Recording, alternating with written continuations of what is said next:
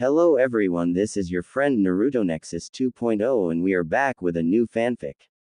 Which is what if Naruto fought Orochimaru but Kushina returned with female Sasuke and Tayuya Part 1.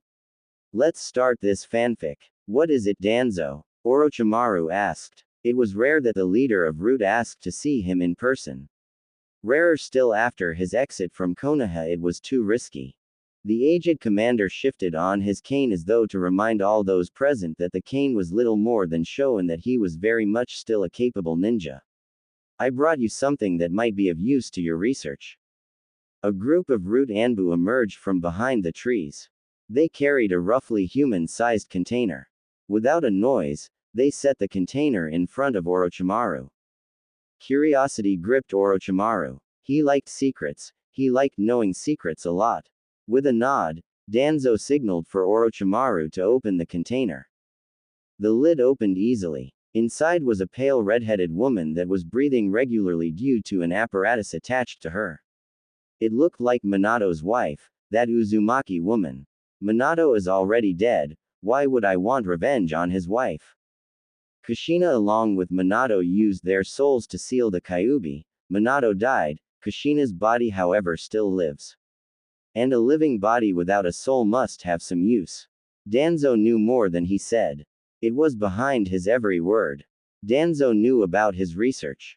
Orochimaru narrowed his eyes at his mutual conspirator. I'm certain that I could find some uses for it, but what does this gift cost me?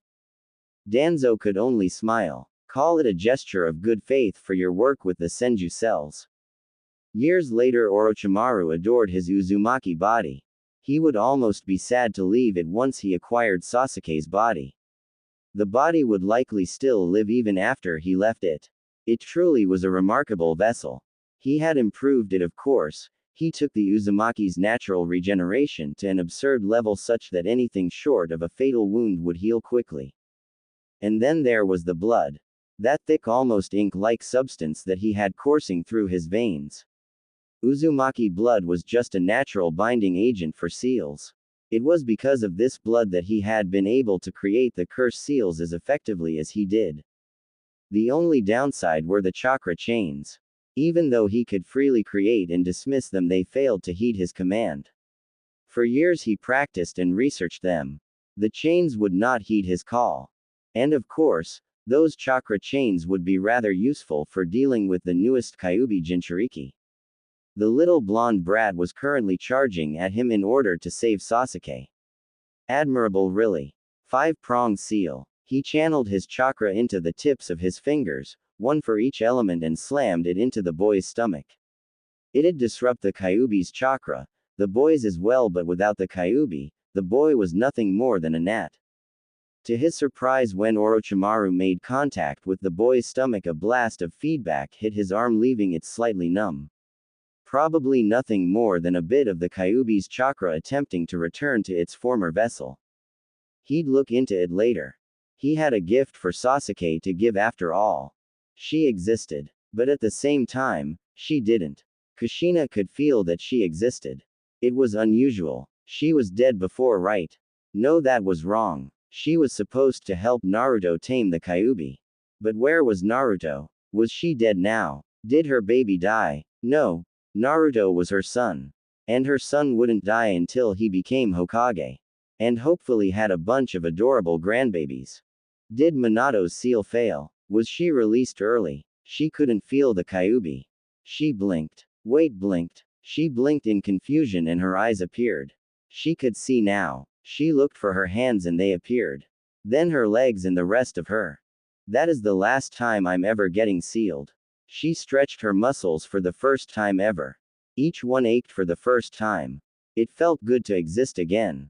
Now where the frick am I? Kushina looked around frantically. And she instantly recognized her location. It was where the Kyuubi was stored inside of her. Or used to be. The massive boulder that the beast was chained to loomed in the distance, or what was left of it. It was more a slightly molten bit of rock and metal. Steam still rose from it. Seals are weird. With a puff of air, Kushina scratched the back of her head in confusion and continued to look around. Okay. Why the hell am I in here? I mean, heck. Darn it. It just didn't make any sense. How much time had passed? Why was she inside of her own seal? Alright Kushina, think. You're alive, probably. And you're inside of your own seal. What would Minato do? Kushina paced back and forth. She had only been in here a couple of times. When the Kyuubi was first sealed inside of her, twice when her life was in danger, once when she had to save her wimp of a husband, and lastly when the beast was released. She frowned for a moment and then began to take a wide strut as she paced. Well, you see Kushina, first I would look at my notes. Kushina began in Minato's voice.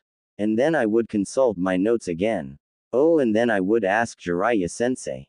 And finally, I'd come ask you because you're super awesome and I'm totally in love with you. She snorted again and blew out more hot hair. Oh, Minato, she said in a girly voice. Just one problem. She paused for dramatic effect. And then she exploded. I don't have any of those things except for me. Doing her best to appear larger, Kushina put on her best stupid guy face. Hee, I'm a pervert. Figure it out yourself, girly. You're the Uzumaki. With a smack of her forehead, Kushina dragged her hand down her face as though to reset it back to normal. Great. I've only been here for like 30 minutes and I'm already talking to myself, yeah? No. Determined to stay quiet for once in her life, Kushina sat down cross-legged and attempted to concentrate. Inner peace, she mumbled. Inner peace, inner peace. The list of people that had tried to get Kushina to calm down with meditation is a long list filled with names written into history. The list of people that had given up on it was just as long. A piece of the still molten rock slid down into the water below it, causing it to sizzle. Kushina grew furious and shot to her feet. With a snort, she stomped towards the offending chunk of scenery. The water didn't splash when she stepped on it, nor did it move. The rock itself was neither hot nor cold when Kushina approached it. With a deep frown, Kushina examined the mountain of slag. She felt it as soon as she saw it. A remnant of the Kyuubi's chakra. She had lived with the beast inside her for 2 decades, she could recognize its hatred anywhere. It was an odd spirally thing that whirled on its own.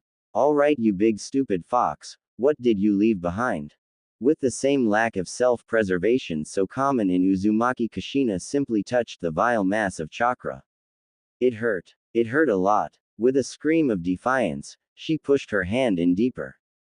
She was rewarded for her efforts. She saw the outside. This was how the Kyuubi knew what was happening. And she knew that something was wrong with her. Something was very wrong. Her chakra felt suppressed. And there was another chakra inside of her. Where the Kyuubi's was raw fury and hatred, this chakra was vile. She tried to call out to her chakra. It moved, slowly. But the intruding chakra reacted and shut it down instantly. With a growl of annoyance, Kushina focused on other things. She saw through her eyes once again. It was fuzzy and muddled. She could barely make out any shapes or objects. With a tedious motion, she tried to unblur the sight. She was greeted with sound. The first match is Sasuke Uchiha vs. Kushina lost focus for a moment at that name. Sasuke. That was the name of Makoto's child, right? Did Makoto take good care of Naruto? Were napkins considered legally binding documents? Wait, was that actually Sasuke? He was fighting now. It sounded official. How long had she been gone? With a grunt, Kushina forced her arm back into the residue of the Kyuubi's chakra once more. Once again she ignored the pain and focused hard. Whatever was in control of her body was watching with great interest as Sasuke fought another ninja. To Kushina, the boy looked just like Itachi, and so much like Makoto. She resisted the urge to cheer for Sasuke's victory against the boy. That technique was so cool. She watched as Sasuke grunted in pain and was forced to a knee once he was pronounced the victor. She could feel the glee from whatever was in control of her body. Kakashi-sensei. Some little girl sounded off. Kushina suddenly felt very old when she watched Kakashi appear in her view. He was a man now. No longer was he that obnoxious little punk. I'll take care of him, Sakura, and don't worry, I'll be back in time for your match, Naruto. Her maternal instincts kicked into overdrive. Naruto. Naruto was alive. He was a ninja. He was on Sasuke's team. Kakashi was his sensei. She tried to force the eyes to look towards Naruto. She wanted desperately to see him. But her pleas fell on deaf ears. She could only hope that her eyes would eventually flicker towards Naruto even for the briefest of seconds. Kushina groaned in frustration when that failed to be the case.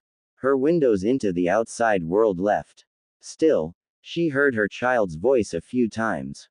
He was loud like she was. She was about to cut the connection when she appeared in front of Kakashi once again. Sasuke was on the ground, shirtless. She could feel the displeasure of whatever was in control. Orochimaru. Kakashi's voice said. Her connection was broken as Kushina's anger flared and fed into the Kyuubi's violent chakra. Orochimaru. Kushina asked out loud. She even startled herself with how much venom she could say that name with. Orochimaru. She needed to vent. Her eyes locked one of the massive still smoldering stakes that once held the Kyuubi's limbs. She ran up to it and punched. Nothing happened. She punched again. She craved the satisfying sound her fleshing breaking the material. She needed it. But it wasn't happening. Her anger grew and grew. With each failed punch it just compounded on itself. Her anger needed a way out. Fortunately, her mouth still worked. That snake-skinned creepazoid-nosed vanilla-beaned liquor. When I get my hands on you Orochimaru, I'm going to kick you so hard your snake summons will grow cheeks because they'll feel it too. You pale-face bastard. Her words echoed against invisible walls of the seal. Not for the first time did Kushina find herself grateful that the seal was soundproof. The Kyuubi could be a lot louder than she was. Okay, Kushina. Think. You're a smart girl. She took a deep long breath. She pretended it helped, but it didn't. Okay. First things first. To-do list. Right. Tsukumo-sensei always said that I needed to prioritize things. Okay, item 1 on the list is getting my body back. Kushina looked around again for a door or a switch that would just let her take control of her body. Not that easy. Okay, well, list making failed. What did Jiraiya-sensei say? Notice your surroundings so you can use them. A small chunk of Kyuubi's power, even smaller amount of her own chakra, molten rock designed to hold said Kyuubi that was powered partly by her chakra. Not a lot of useful stuff. Oh, and I'm inside Grandma Mito's seal. Inside a seal. Kushina blinked as those words. There was an irony to it, and Uzumaki being sealed inside of anything was just a cruel joke of fate. Though it wasn't all that uncommon either. I'm inside a seal. Kushina shouted happily and quickly ran towards the nearest wall of the seal. Let's see here, I should be able to access the inner workings of the seal if I can find. Her eyes scanned the non-wall in front of her. It was just blank space that stretched out in all directions, but the seal had a set distance away from the Kyuubi where it just stopped. Eventually, Kushina found what she was looking for. A small almost invisible seam in the middle of nothing. Even her small fingers had difficulty getting under the almost non-existent material. Until finally it lifted. With an excited flourish, Kushina ripped off the non-existent veil.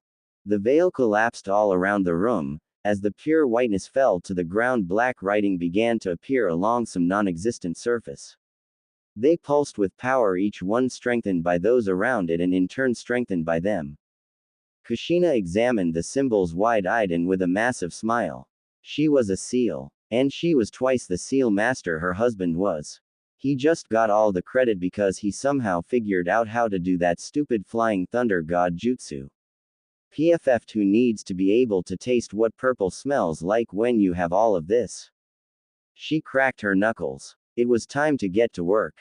If it was the standard sealing language, she'd be able to find a way out in about 20 minutes. It wasn't the standard language. Damn it, Grandma Mito. You just had to write it in Nushu script.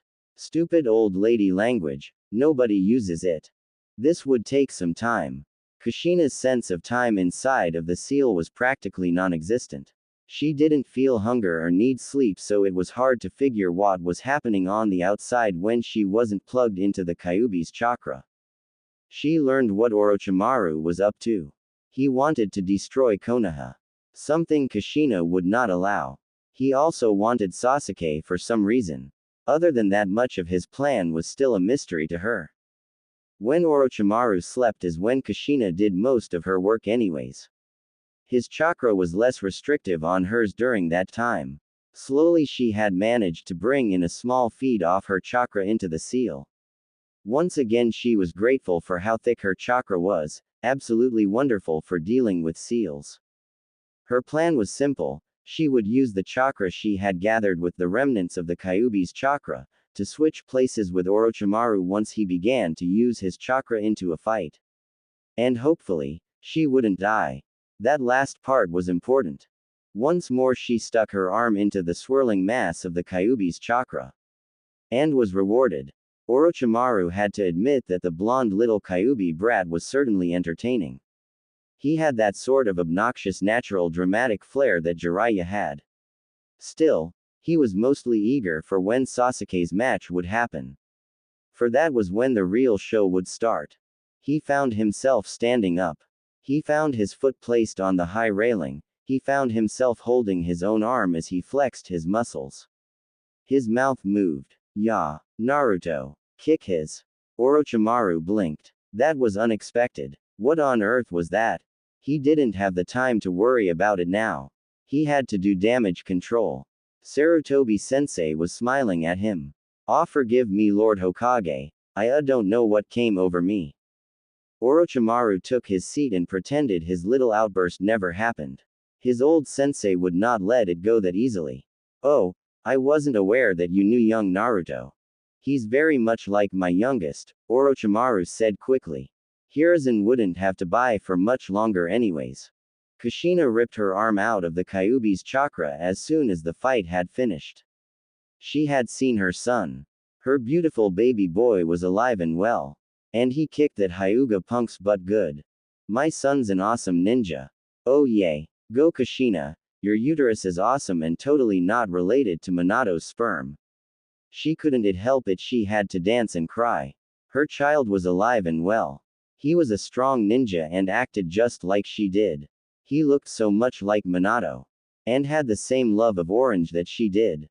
He looked happy. Hopefully, that meant Jiraiya did an alright job of raising him. Still, she needed to see him. She needed to talk to him. To hold him. It was time to put her plan into action. She grabbed her chakra chain that had manifested inside the seal and wrapped it around her body. "I really hope this works." She knew the risks. But she was an Uzumaki. They ignored those. She pushed both of her hands into the last spark of the Kyuubi's chakra and slowly stepped into it. She joined it with her own chakra. With a feral scream of pain that slowly twisted into a howl of rage and finally into a yell of defiance, Kushina merged with the beast's chakra, and channeled it through to her chain, into her chakra network. The scripts of the seals began to dull a bright red. "It's working. It's working." She began to laugh in glee as the scripts began to grow closer together. The seal was collapsing on itself. And then she would be free. This is why you never seal a seal master, especially an Uzumaki one. Orochimaru could only smile. To see his sensei struggle so hard.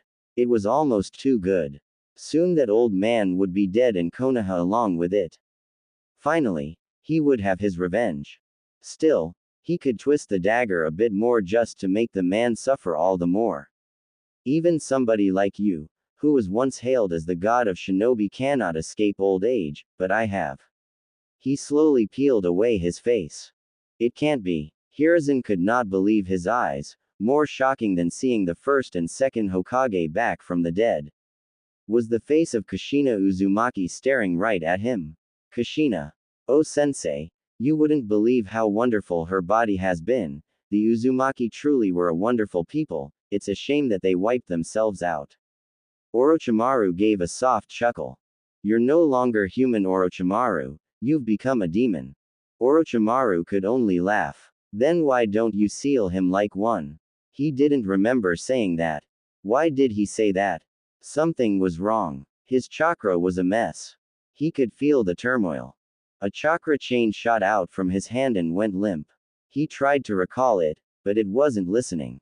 Most unusual. A bit of his slick black hair fell away. And a red strand fell into place. He would have to finish this quickly. Kushina smiled as the seal flipped itself inside out. She was rocketed back into her body and into a direct conflict with Orochimaru.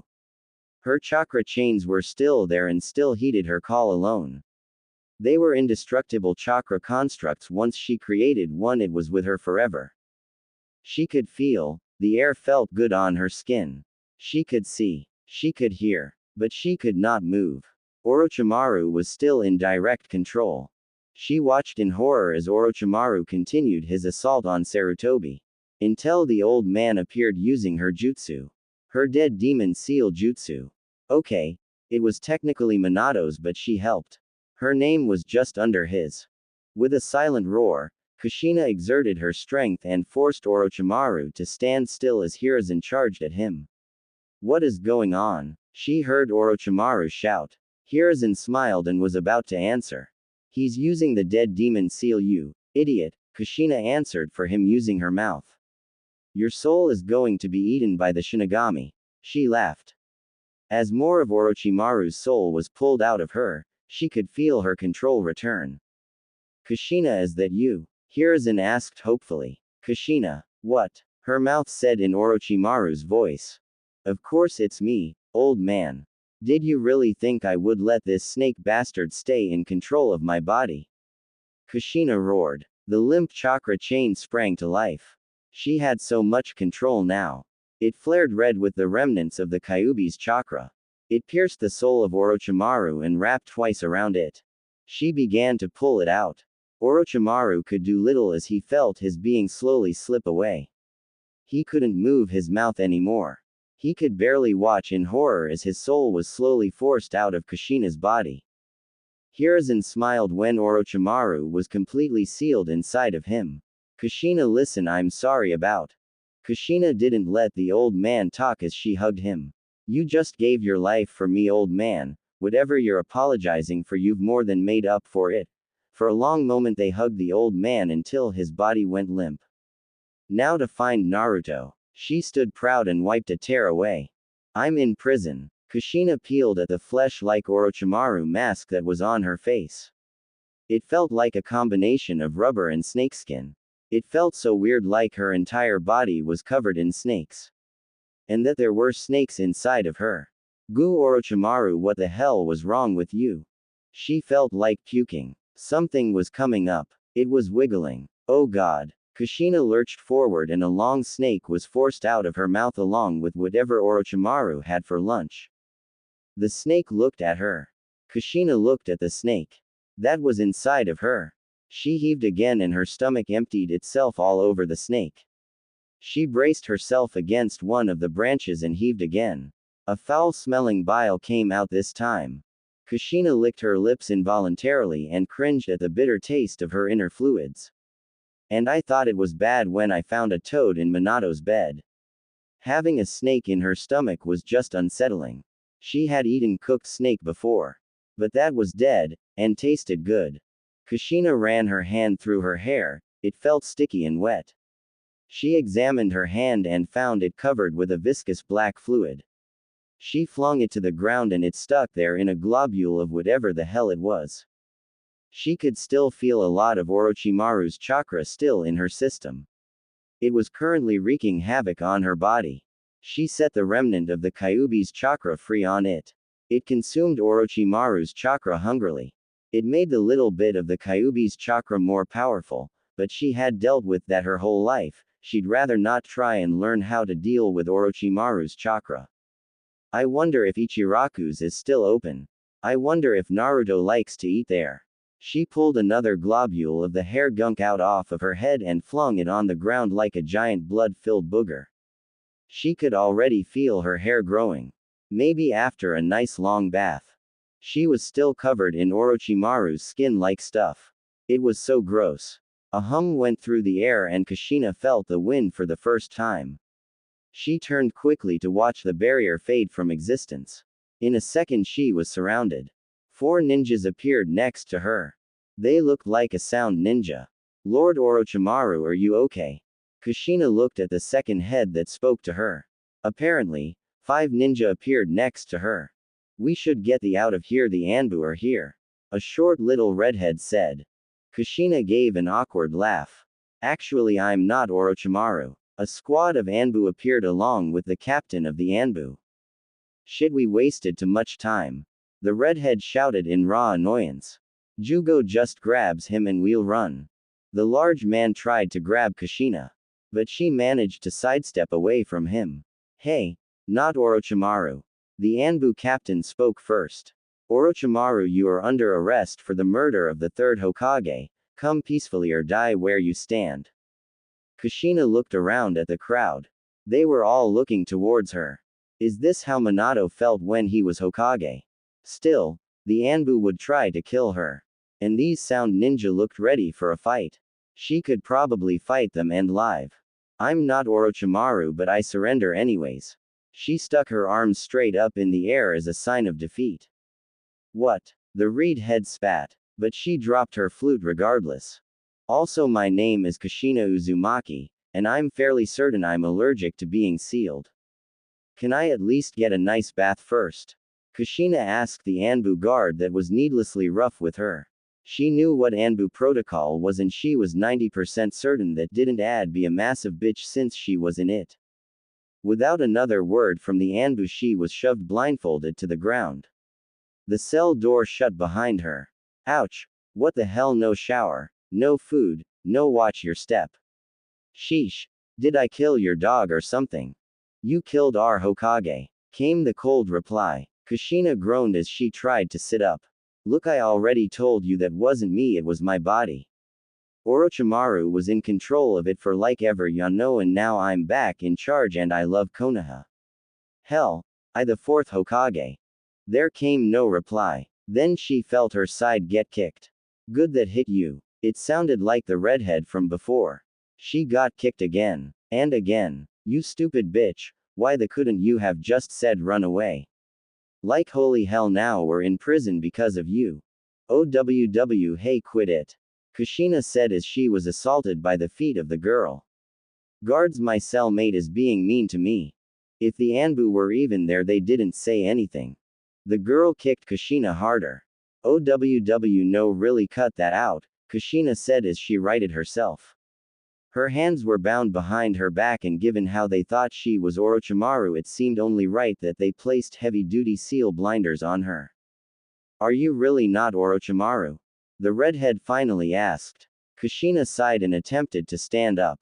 If she was right, there should be a bench or a bed against the wall. She found it with the back of her calf and sat down. Instantly her hands went work on her bindings. Well, mostly no. I mean, he was using my body like a meat suit for a little bit. But now I'm back in it. To be fair, she was mostly still amazed that she was alive. And the Kyuubi's chakra was still eating away at what Orochimaru had left behind. So what happened to him? Is he gone? Kushina smiled. He's as gone could be. The bindings were new, they must have updated them since she last tried to break out of a set. Nothing she couldn't handle. So what's your name anyways? Tayuya. And are you sure he's gone? Like you're not going to suddenly turn back into him, or you? Who are you anyways? Kushina Uzumaki. Nice to meet a fellow redhead. She had a kinship with her fellow reds, even if they didn't always return it. She twisted the binding and felt everything fall into place. It clanked loudly and fell off onto the rough mattress bed. Aha, and Minato always said I was being paranoid. Ever since she was captured, Kushina wanted to make certain that she could break out of any bind eventually. Minato had teased her a bit, saying she was paranoid. Jiraiya said other things. Perverted other things that she wanted to hit him for. Are you going to escape? Tayuya asked in a concerned tone. Kushina snorted. Not, I'm just going to get out of the binding and stuff. Any escape attempt she tried would be bloody. And convincing people you just killed that you were actually on their side and not a crazy person was never a good idea. but letting them know that she chose to stay put had to help her case right. The sealed blindfold on her eyes was far easier to remove, she could probably do it with just her feet if she really wanted. The idiots left enough of the sealing ink on it to cause it to be raised just enough for her to draw it out. A bit of blood and the blindfold fell off. The cell was a poorly lit and rather claustrophobic room. Tayuya sat on a bed cross-legged directly opposite from Kushina. So why did you work for Orochimaru? Kushina asked. Kushina watched as Tayuya shifted uncomfortably. She was a small petite girl much like she was at that age. She wondered if Tayuya might be some lost Uzumaki. Especially with that red hair of hers. Mostly because he put a curse seal on me and bound me to his will. Curse seal? Kushina questioned. She'd never heard of something like that before. Did it function like a biju seal? Yay. He put it on the back of my neck when I was 5, for a while it was better than living on the streets. Kushina frowned when the girl suddenly shivered. Don't know why I'm telling some nutty old lady like you all this, though. Kushina bristled at that. I'm not old, I'm 24 years old. Mentally at least. Though Minato would probably argue that it was younger than that. But her body was a lot older now. Damn it. That's still old. Tayuya shot back. Damn brat. Kushina pursed her lips and huffed. Kushina lacked the ability to deal with silence for very long periods of time. She needed something to make noise, or better yet something to take her mind off of fact that she was stuck in an Anbu cell and her son still needed to know she was alive. Seriously, you'd think Kakashi, Jiraiya, Makoto, even that bastard Fugaku would look into the crazy lady claiming to be Kushina. So can I look at your cursed seal? Kushina asked out of nowhere. Blindfolded Tayuya's head snapped towards the noise quickly. Why the would you want to do that? Kushina smiled. Well, I'm an Uzumaki. Seals are kinda my thing. Heck, if it bothers you I could probably remove it. Tayuya's body shifted at that. It became more relaxed and almost hopeful. Can you take the mask off too? I like to look people in the face when I talk to them.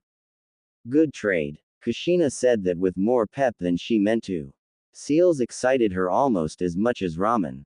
Kushina stared in the dim light at the complex seal that Orochimaru had developed. It was more of a mark than a seal really. Still, some of the basic concepts were the same just on a small scale. She could feel a connection to the seal now that she touched it. The bastard had used her blood as one of the binding agents. It looked like it was mixed with something else, though. Still ignoring the unknown, Kushina pushed her chakra deeper into the seal. There was some of Orochimaru's still in there. It was tangible. The rest, however, felt closer to the senjutsu stuff that Jiraiya tried to teach Minato. She pulled up some of the recently created Kyuubi chakra. It was just a wisp of it really. Still, it should be able to eat Orochimaru's inside of Tayuya's seal. Okay. This might hurt a little bit, Tayuya. If it gets the seal off me I'll suck your. Kushina smiled, despite all of the girls swearing she liked Tayuya. It had absolutely nothing to do with the fact that she reminded her of a little her. Without wasting another second, Kushina plunged the wisp of Kyuubi's chakra down into the cursed seal. It was like setting fire to a book. Kushina pushed her own chakra along with it to make certain that the Kyuubi's chakra wouldn't attack Tayuya any more than she needed it to. Tayuya gasped and groaned in pain. But she remained steadfast. Kushina almost felt proud of the girl. After a few minutes, the cursed seal was purged. Well, how do you feel? Kushina rubbed Tayuya's back slightly, in an attempt to comfort the girl. But mostly to wipe the sweat from her hand. The senjutsu aspect of the seal was still in place, but whatever was left of Orochimaru was gone. Tayuya laughed and gave an exasperated smile. Like you just pulled a giant splinter out of my eye. By the third day, they stopped putting the binding on her. She only had to break out of them a dozen times, the last of which she did with the Anbu guard watching. It was a shame that they had separated her from Tayuya rather quickly. The girl was fun. I'm bored. She groaned it out like it was some ultimate crime against humanity. Hey, Mr. Anbu, can you just go get Kakashi or Jiraiya for me? I'm certain that they'd be able to tell you who I am. Seriously, all these Anbu guys were annoying, they never said anything. She was met with silence. She shot up from the bed and assumed a cross-legged sitting position as she glared at the Anbu. It didn't make any sense. Surely if Jiraiya knew that Orochimaru was captured, he'd come running to talk to him. Kakashi, she could see avoiding her because that was a weird little kid that was a broken mess last she checked. Great ninja, horrible human being. A door echoed from down the hallway. She perked up instantly, hopefully that the noise meant visitors and something to do besides stare at a wall and make faces at the Anbu. Kakashi walked in front of her cell door. He was taller than she remembered and was reading some weird orange book. Still, a familiar face that wasn't dying or trying to kill her was a welcome sight. She gave him a small wave and took a page out of his book. Yo. Why? Yo. Kakashi waved back in a state of shock. He had been told that Orochimaru was claiming to be Kushina Uzumaki. But he wasn't expecting to see a literal copy of Kushina sitting in front of him. How have you been, Kakashi? Kushina knew that Kakashi was a bit slow when it came to social aspects of life. She wanted to ask him about Naruto, but she needed to ease him into that. Good, good. That was all he could say. Can you explain what happened? Kushina rocked on her butt for a moment. She held her feet the same way she always had when she didn't have a proper seat or something to do with her hands. Do you mean the night me and Minato died? Our whole Orochimaru using my body like a meat suit for years? How long has it been, by the way? Almost 13 years, Kakashi said slowly. His eyes narrowed. I saw your body. You and Sensei were dead. How can you expect me to believe that Orochimaru somehow brought it back to life? And look, I thought I was dead too. Okay. That's why I made Minato seal some of my chakra into the seal with Naruto, so that I'd be able to see him just once, even for a little bit. So that I could help him when he decided to confront the Kyuubi. I thought I was dead. Kushina cut Kakashi off then and there. She knew it wasn't to her advantage to get angry here. But damn, did it feel good. I'm just as confused as to how I'm alive. But this is my body, I know that much, and as for Orochimaru, the old man took his soul with him with the dead demon seal. Kushina sighed and ran a hand through her hair. A lengthy process. She missed her super long hair, though it would likely only take a couple months to get back to the length she liked. Kakashi snorted and flipped his book with his finger. And you expect us to believe any of that? I don't know what you expect to gain by pretending to be Kushina, but... For the second time that day, Kushina interrupted Kakashi. Not with words but with action. The last of Orochimaru's chakra had been consumed by the Kyuubi's chakra. It felt good not to be suppressed by that chakra anymore. 6 chains ripped from her back and buried themselves deep into the wall between the Anbu and Kakashi. How many people have these chains, Kakashi? Kushina asked. Even among the Uzumaki they were a rare trait.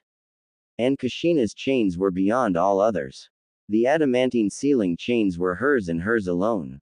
But she wasn't done. In her right hand, she produced something that Minato had taught her. The Rasengan. Kakashi choked out. That combined with the adamantine sealing chains were as close to proof as proof could get. Kushina looked at her hand. Holy shit, it actually worked. She never actually completed the Rasengan. Stupid Minato said that it wasn't something that could be taught. Guess my chakra control goes up when I'm mad, ya know. I don't believe it. The Anbu beside Kakashi muttered. It was a female voice. It's really you, Kushina-sensei. Kushina smiled. There was only one person that called her sensei. Yugao. Oh my Yugao, so you're in Anbu now. That's awesome. Did my lessons help you get your father to teach you? Yugao kept her mask on but nodded eagerly. Yugao, do me a favor and go get Shikaku and Inoichi, Kakashi said with authority. The chains blocked her way. Kushina-sensei, the chains. Oh, alright. It was always a pain to retract her chakra chains. It was like coiling up a regular chain, just with chakra. It took far too long for Kushina's tastes.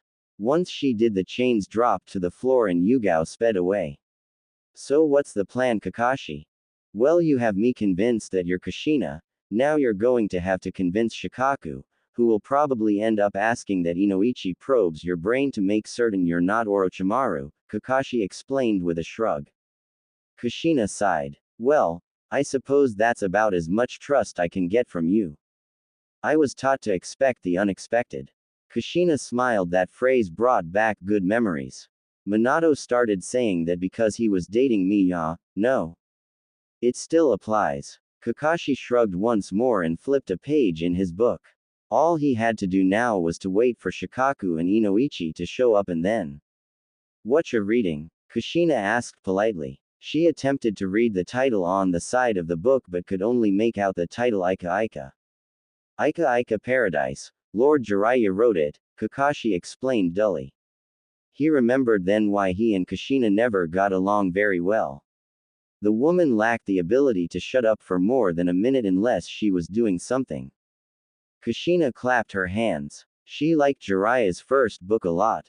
Enough to name Naruto after the character Naruto. Ooh, is it any good? It's my favorite series of books. A dangerous idea popped into Kakashi's head. Would you like to read it? He might as well have asked Naruto if he wanted ramen. I wanna be Hokage. Can we get some ramen real quick? She was hungry for real food. It seemed like it had been forever since she had gotten ramen from Ichiraku's. The old man would probably give her a free bowl or two for coming back from the dead. Kakashi sighed and leaned back against the chair in the interrogation room. Shikaku and Inoichi had insisted on having a formal interrogation of Kushina. Behind the glass in the observation room was Danzo, Choza, the advisors to the third, and a dozen other jonin and the like. He really would have liked a few more days of bed rest after that fight with Itachi. But no, Kushina just had to come back to life. After you let Inoichi into your mind and let him see everything. Shikaku sighed, hating to repeat himself. I'll give you this, you're certainly as annoying as the real Kushina. Kushina huffed and folded her arms across her chest. You remember what happened during the Chunin exams? Inoichi screamed in terror for like a week because he got pulled into the Kyuubi's seal. Now that I turned it inside out, I don't know what will happen. I was 13. What 13-year-old wouldn't piss themselves at seeing a giant fox nearly bite their heads off? Inoichi glared at Kushina. That was a completely and utterly humiliating defeat during their Chunin exams. It was why he told Ino to never use the jutsu on Naruto. Besides, the fox is sealed in somebody else now. Naruto. Kushina snapped quickly. The fox is sealed in Naruto, my son. Stop pretending like you're keeping a secret away from me. Shikaku sighed. You keep saying that, but we don't know it's you. Kushina stood up quickly and slammed her hand down on the table. Shikaku, Yoshino has a mole on the top of her right butt cheek, and a birthmark on her right. Inoichi, you asked me out once and I said yes because I thought you were a girl. You promised to never tell anybody that. Inoichi stood up sharply and slammed both of his hands down on the table. Ha! So you admit I'm me? Kushina shouted and snapped her fingers. It was such a simple victory. When she was younger, she thought boys were icky and gross, and that girls were cute. Especially Makoto, she was so pretty. It was actually a compliment that she thought Minato was girly. Shame she could never get him to grow his hair out super long. Inoichi slammed himself back down into his chair and huffed. Yay, fine. You appear to be Kushina, or at least have all of her memories. He looked at Shikaku. I'll admit that you appear to know things that Kushina would know. But it still doesn't explain why you won't. Shikaku began again. Kushina interrupted him with a snort. I said I flip the seal inside out. And if he goes in there and something wonky happens, then you are all going to overreact, call me Orochimaru, and then I'm never going to see my son. How do you even turn a seal inside out? Kakashi asked simply. He didn't even know why he was in this room. Perhaps they were scared that she really was Orochimaru and wanted him there. Kushina blinked in confusion and began to twist her hands like she was fiddling with a puzzle box. Well, with Nushu's script, the trick was to find the corner rune, and then with the chakra that's being used to power the seal, you wrap it around twice over and let it through the third gate before you just kind of pull. The room sat in silence for a few long seconds as they tried to process what exactly Kushina just said. So what's inside the seal now? Shikaku asked. His understanding of seals was lacking, to say the least. He just couldn't wrap his head around them. It required a different kind of smart than what he had. Inoichi was even more lost. There is no inside. Her response was automatic. But you flipped it inside out, so now the outside is in. Kushina rolled her eyes. It was like talking to children. Seals don't have an outside, they have an inside that they keep stuff in. The room fell into an awkward silence once more. If there's no inside, then how would I get trapped in there? Inoichi asked in frustration. Kushina sighed and sat back down in her chair. Because seals are weird, okay. But fine, go ahead and do your thing. Inoichi nodded and began to perform his jutsu. In a moment his mind was sent into Kushina's. His body fell over slack. Kushina leaned forward just a second. And he inhaled sharply and looked around the room in raw confusion. Whoa, this is weird. Her gaze stopped at Inoichi's head.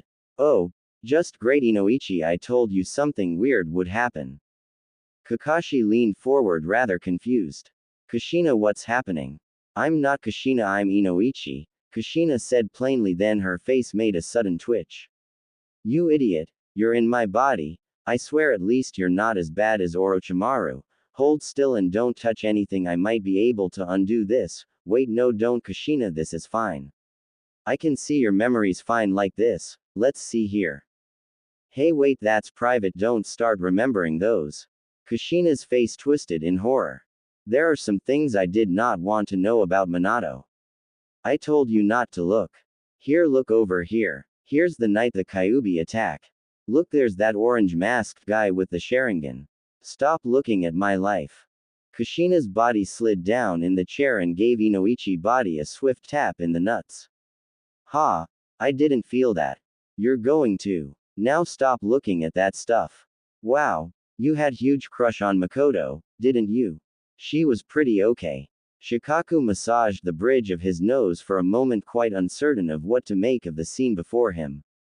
Inoichi, can you please just tell us if that is without a shadow of a doubt Kushina? Yep, she's Kushina alright, there's no trace of Orochimaru in her. Everything she said happened as there. Kushina spoke and nodded slowly. See, I told you so. Inside your own body, please, Inoichi, Kakashi said with a sigh. Alright, of course. Kushina brought her hands up and began to go through a similar jutsu to what Inoichi just did. Inoichi sat up suddenly and gasped for air. When you said the seal would do something wonky, I wasn't expecting that. It was a low mumble. It is in my opinion that this woman is indeed Kushina Uzumaki and that all events happened as she described, including the Kyuubi attack and the death of the third. Kushina cheered and shot up to her feet. Alright, can I see my son now? Oh, and ramen. Naruto likes ramen, right? Kakashi, he's your pupil, right? Treat us to a mother-son ramen date. It had been 3 days of just sitting and waiting so that she didn't end up having her entire village trying to murder her for going to see Naruto, and now she was in the clear. About that, Kakashi began slowly. The door opened up and Kaharu, Homura, and with Danzo entered the now slightly cramped room. Welcome back to the world of the living, Kushina, Kaharu said with a small polite bow. Unfortunately, young Naruto is currently out of the village. Kushina's face scrunched in confusion. What happened to not letting the Jinchuriki out of the village because we were important to the safety and well-being of Konoha? It pissed her off to no end that she was barely allowed outside of the city wall unless she was with Minato or no less than 2 Anbu. Homura sighed. That rule largely applied to wartime. And you, considering your deplorable sense of direction. Hey, I didn't get lost that often, ya know. Kushina huffed. Her sense of direction was perfect. If she had a map, and had somebody to read the map, or was inside Konoha, she knew her way to all the important places like the back of her hand. I found you in the forest once because you wanted to get ramen. Shikaku reminded her. She actually looked like she had gone feral as well and was trying to hunt a deer out of hunger. Minato said you left to get ramen an hour ago. Feeling her face grow hot at the topic, Kushina decided that it would be in her interest to change the subject.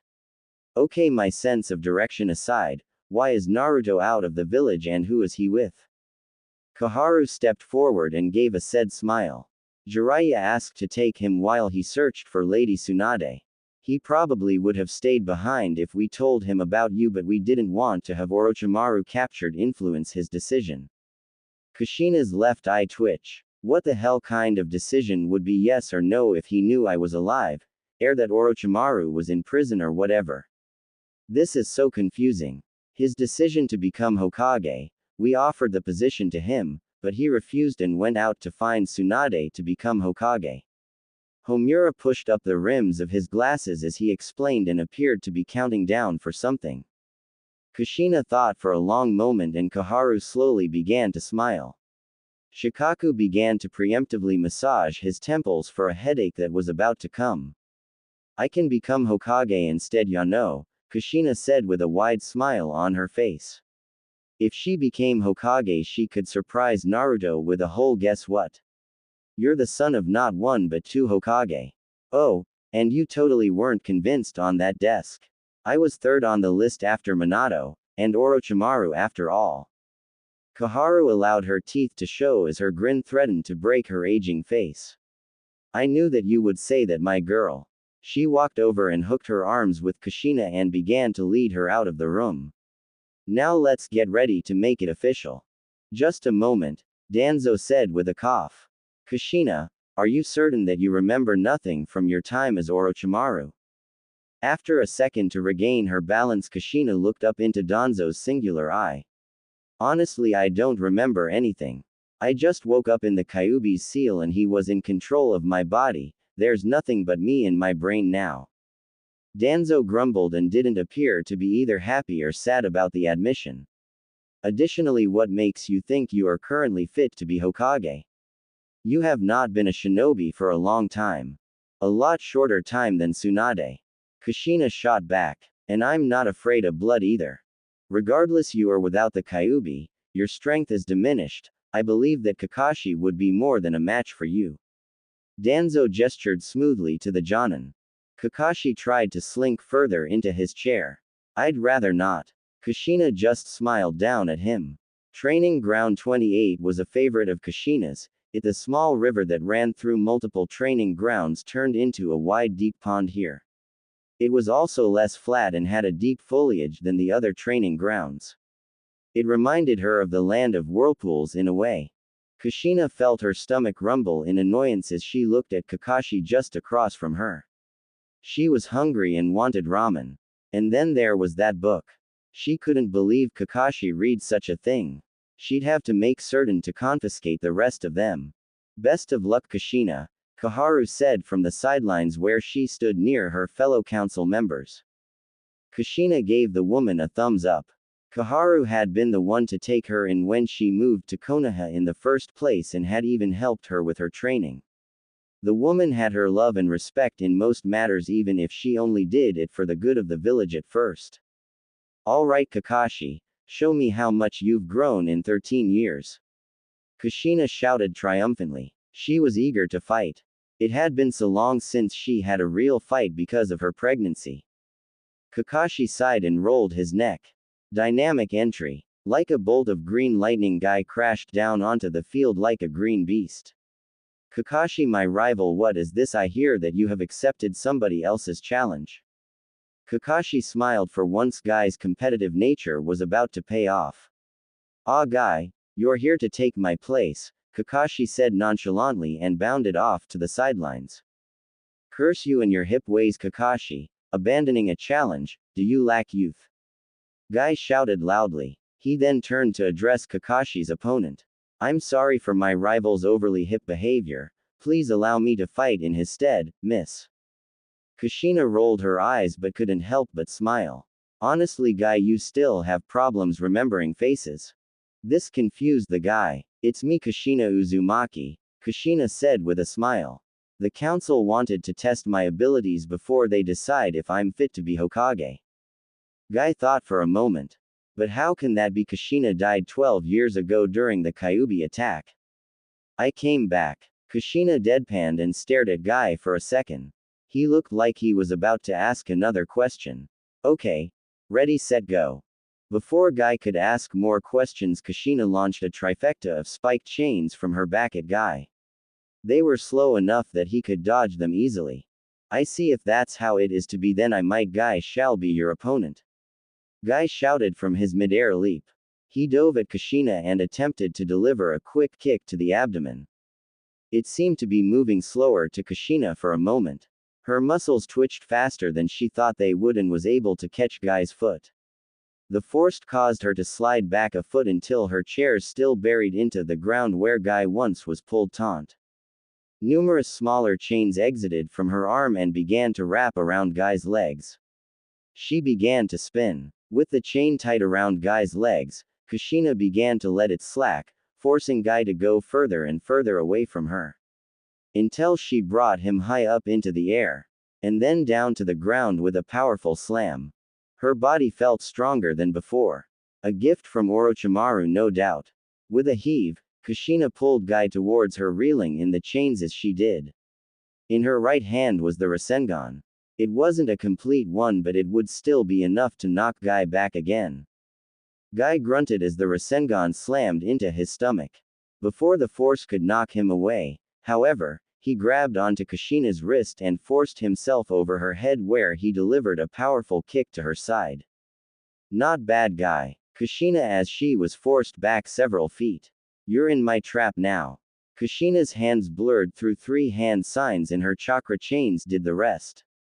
Chains erupted from the ground all around Guy with remarkable speed and replicating and turning on their own accord. Several acted as guards to prevent Guy's escape. In a second, Guy was captured in a cage of chakra chains. By the way, Guy, that cage could hold the Kyuubi for a week. Unless she had a giant hole in her stomach and just gave birth to a giant-headed baby, then it was closer to 30 minutes. Her warning didn't stop Guy from trying to punch his way out of the cage. It had minimum effect. Kushina turned to her audience with a smile. Satisfied. Danzo frowned and stepped forward once again.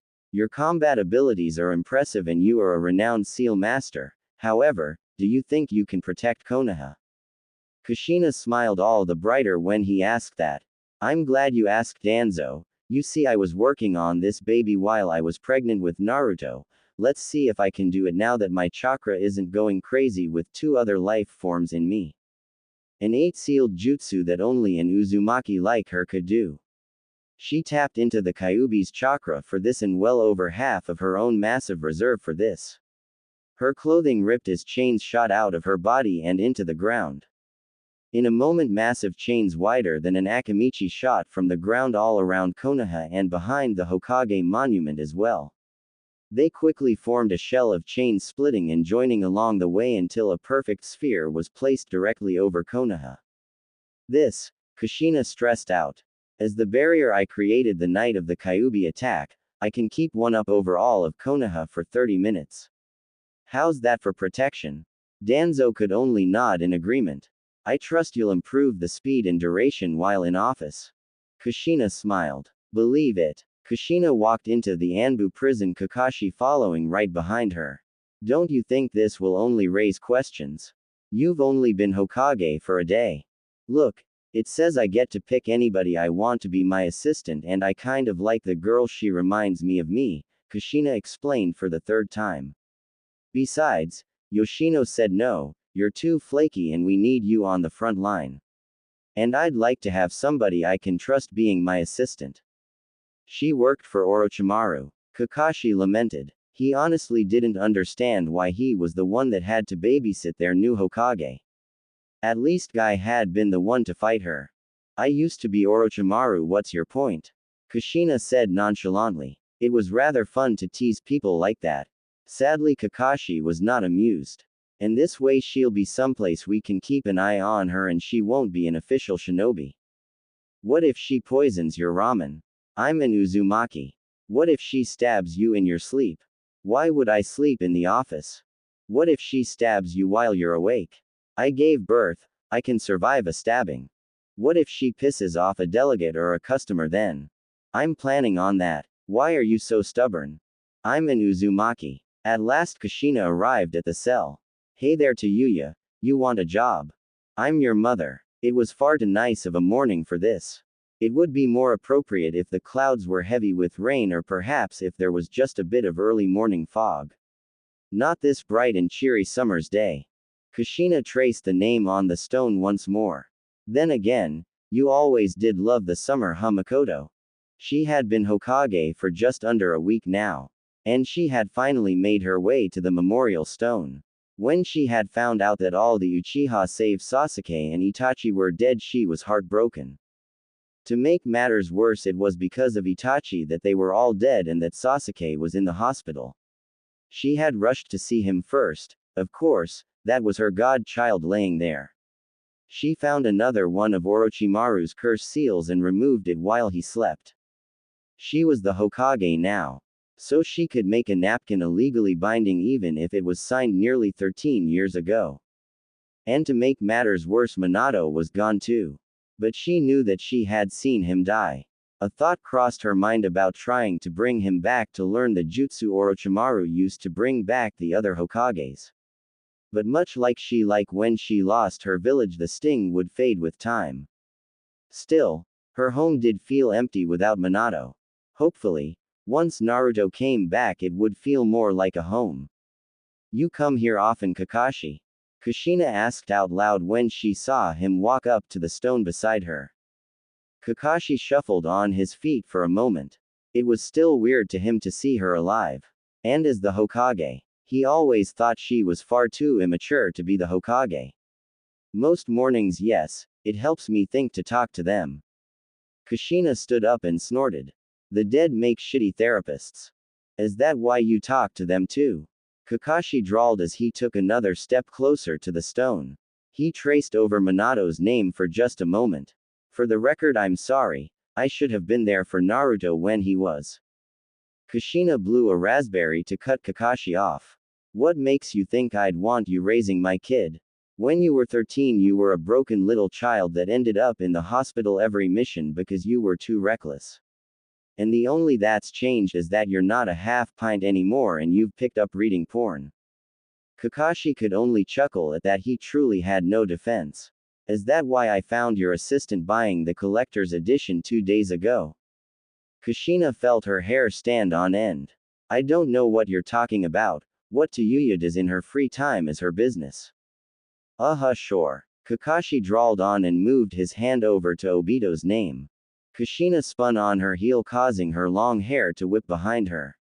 Do try to move on, Kakashi. Minato would like you to. Tayuya, when's my next appointment? Kushina mumbled into her desk. She had good memories about this desk. She had with Minato on it after all. It was oddly comfortable when there was no paperwork on it. Tayuya jumped at the sudden tone. It was still a shock to her, going from loyal lapdog of Orochimaru to being the assistant to the Hokage, who just so happened to be the lady whose body Orochimaru had been using for years. It was weird. Let's see here. You scheduled a meeting with Team 10 in about 2 hours. And then after that, Team 7 over 2. Kushina smiled at that. She had 2 hours. She had decided to meet with all of her shinobi personally, so for the next few weeks she was going to be ever so slightly busy. I wonder if Kakashi will be on time. He better be. He's our last appointment. Tayuya shot out without thinking. I mean frick. Sorry ma'am. Kushina rolled her eyes and stood up. For the last time, Tayuya, call me Kushina. Ma'am makes me feel old and ugly. Tayuya snorted at that. You ugly. Please, Kidomaru is getting sick of processing the marriage proposals that have been flooding your mail rooms since you put him in there. And holy, you show a lot of skin if you're worried about feeling old. A blush formed on Kushina's face and she examined her attire. A green spaghetti strap top, a black belt around her waist with the Uzumaki symbol on it, shorts and knee-high socks. It's hot, okay, and what if I need to use my chains? It sucks trying to fix those small holes. Tayuya just rolled her eyes and smiled. Yay, whatever you say. Whatever. Kushina waved away the conversation and fetched her hat. Let's go to the academy for an hour. That seems like a Hokage thing to do, right? How the am I supposed to know how the Hokage acts? Jiraiya felt rather proud of himself. It had taken nearly 2 full months, but he finally found Tsunade. Though she ran the first few times they found her, eventually Naruto beat her in a bet, got horribly injured in the process, cured Tsunade of her fear of blood and convinced her to become Hokage. The brat was like the ultimate good luck charm. He approached the gates with pride, Naruto, Tsunade and Shizune following in stride. Yep, with Tsunade as the Hokage, he'd be able to see her whenever he wanted, and he could still whore his way into retirement, spying. He meant spying. Ah, Lord Jiraiya, the gatekeeper called happily. It's good you're here, the Hokage has been expecting you. Whoa, wait, what? Hokage? I just went out to get Tsunade to be the next Hokage. Jiraiya blinked in confusion. It didn't make any sense. They couldn't wait a couple months before they made somebody else. Yes, sir. We've had a new Hokage for nearly a month. The Chunin said calmly. Sweet, I'm out of here then. Tsunade spun on her heels and tried to leave. Naruto grabbed her jacket. Hey, wait, you still need to heal Sasuke. Well, who the hell is the new Hokage? Jiraiya asked in frustration. Seriously, who hell could it be? Kakashi was too young and not the most mentally stable. Shikaku was smart but he wasn't that strong. Danzo maybe. The Chunin smiled at him nervously. She ordered us not to tell that. She wants it to be a surprise. She did tell us that she expects you and Naruto Uzumaki to report to her immediately. Oh, and that if Tsunade is with you, she's to go to the hospital to heal Sasuke Uchiha, and then report her to heal somebody else. Tsunade raised an eyebrow at that. Who's the second patient? I am not allowed to say in front of Lord Jiraiya. Jiraiya snorted and started to walk away. Come on, Naruto, let's go see who the new Hokage is. He was pissed. Who on earth did this lady think she was giving him orders like that? I need to give her a piece of my mind. Tsunade stood at the gate for a moment and waited for Jiraiya to be out of earshot. So who's the second patient? Jiraiya most likely. She's rather miffed at him. Sounds like my kind of Hokage. Tsunade folded her arms over her chest. She might as well get to healing that Uchiha kid. Jiraiya's march to the Hokage's office was a confusing one. First, he was fairly certain the secretary at the bottom of the tower was one of the Sound Four. And now, there was this redhead that he knew was a member of the Sound Four walking towards him down the hallway. Whoa, there, why aren't you in a cell? Jiraiya asked firmly as he grabbed the girl by the shoulder. Piss off, you twat. I'm on an errand run, who the air you anyways? Tayuya growled in anger. She then got a better look at the man and the boy behind him. So that was Kushina's son. She couldn't help but feel slightly jealous of the boy. So you're Naruto and Jiraiya, you better hurry, she has an appointment in an hour and is eating lunch. What do you mean errands, and who is the new Hokage? Jiraiya questioned in a panic. Seriously, there were 2 of Orochimaru's most loyal ninja working in the Hokage tower. Did Orochimaru somehow become Hokage as a woman and is now slowly taking it over? I'm her assistant, you sucker. If you want a hint, look behind you. Tayuya shrugged past Jiraiya and continued on her journey. I'll see you for dinner. Hey, pervy sage, who was that? Naruto questioned. He wanted to know who the new Hokage was just as much as Jiraiya did, and it sucked that now Tsunade wasn't going to be Hokage. What if this new Hokage hated him? Jiraiya shook his head as he approached the door to the Hokage office. Bad news, Naruto. Listen, if a fight starts, I need you to run and get Tsunade, okay? I have a bad feeling about this. Naruto's face hardened and he nodded quickly. He wasn't going to run, but he'd fight alongside with Jiraiya. Kushina looked up from her cup of ramen when the doors to her office were thrown open. She had half a clump of noodles hanging out of her mouth when she saw Jiraiya standing there. His face went from anger to confusion. With a mouth full of noodles, there was only one thing she could do at the moment. Wave. Jiraiya deflated like a balloon as he looked into the Hokage's office. There, slurping a cup of ramen noodles, was Kushina. She had the Hokage hat on and everything. She waved. His own hand waved. He didn't remember telling it to Kushina. He whispered. Wait, is that hot lady the Hokage? Naruto shouted in confusion when he peeked his head around the corner. Both Jiraiya and Kushina fixed their gaze on him. The stares made him feel uncomfortable.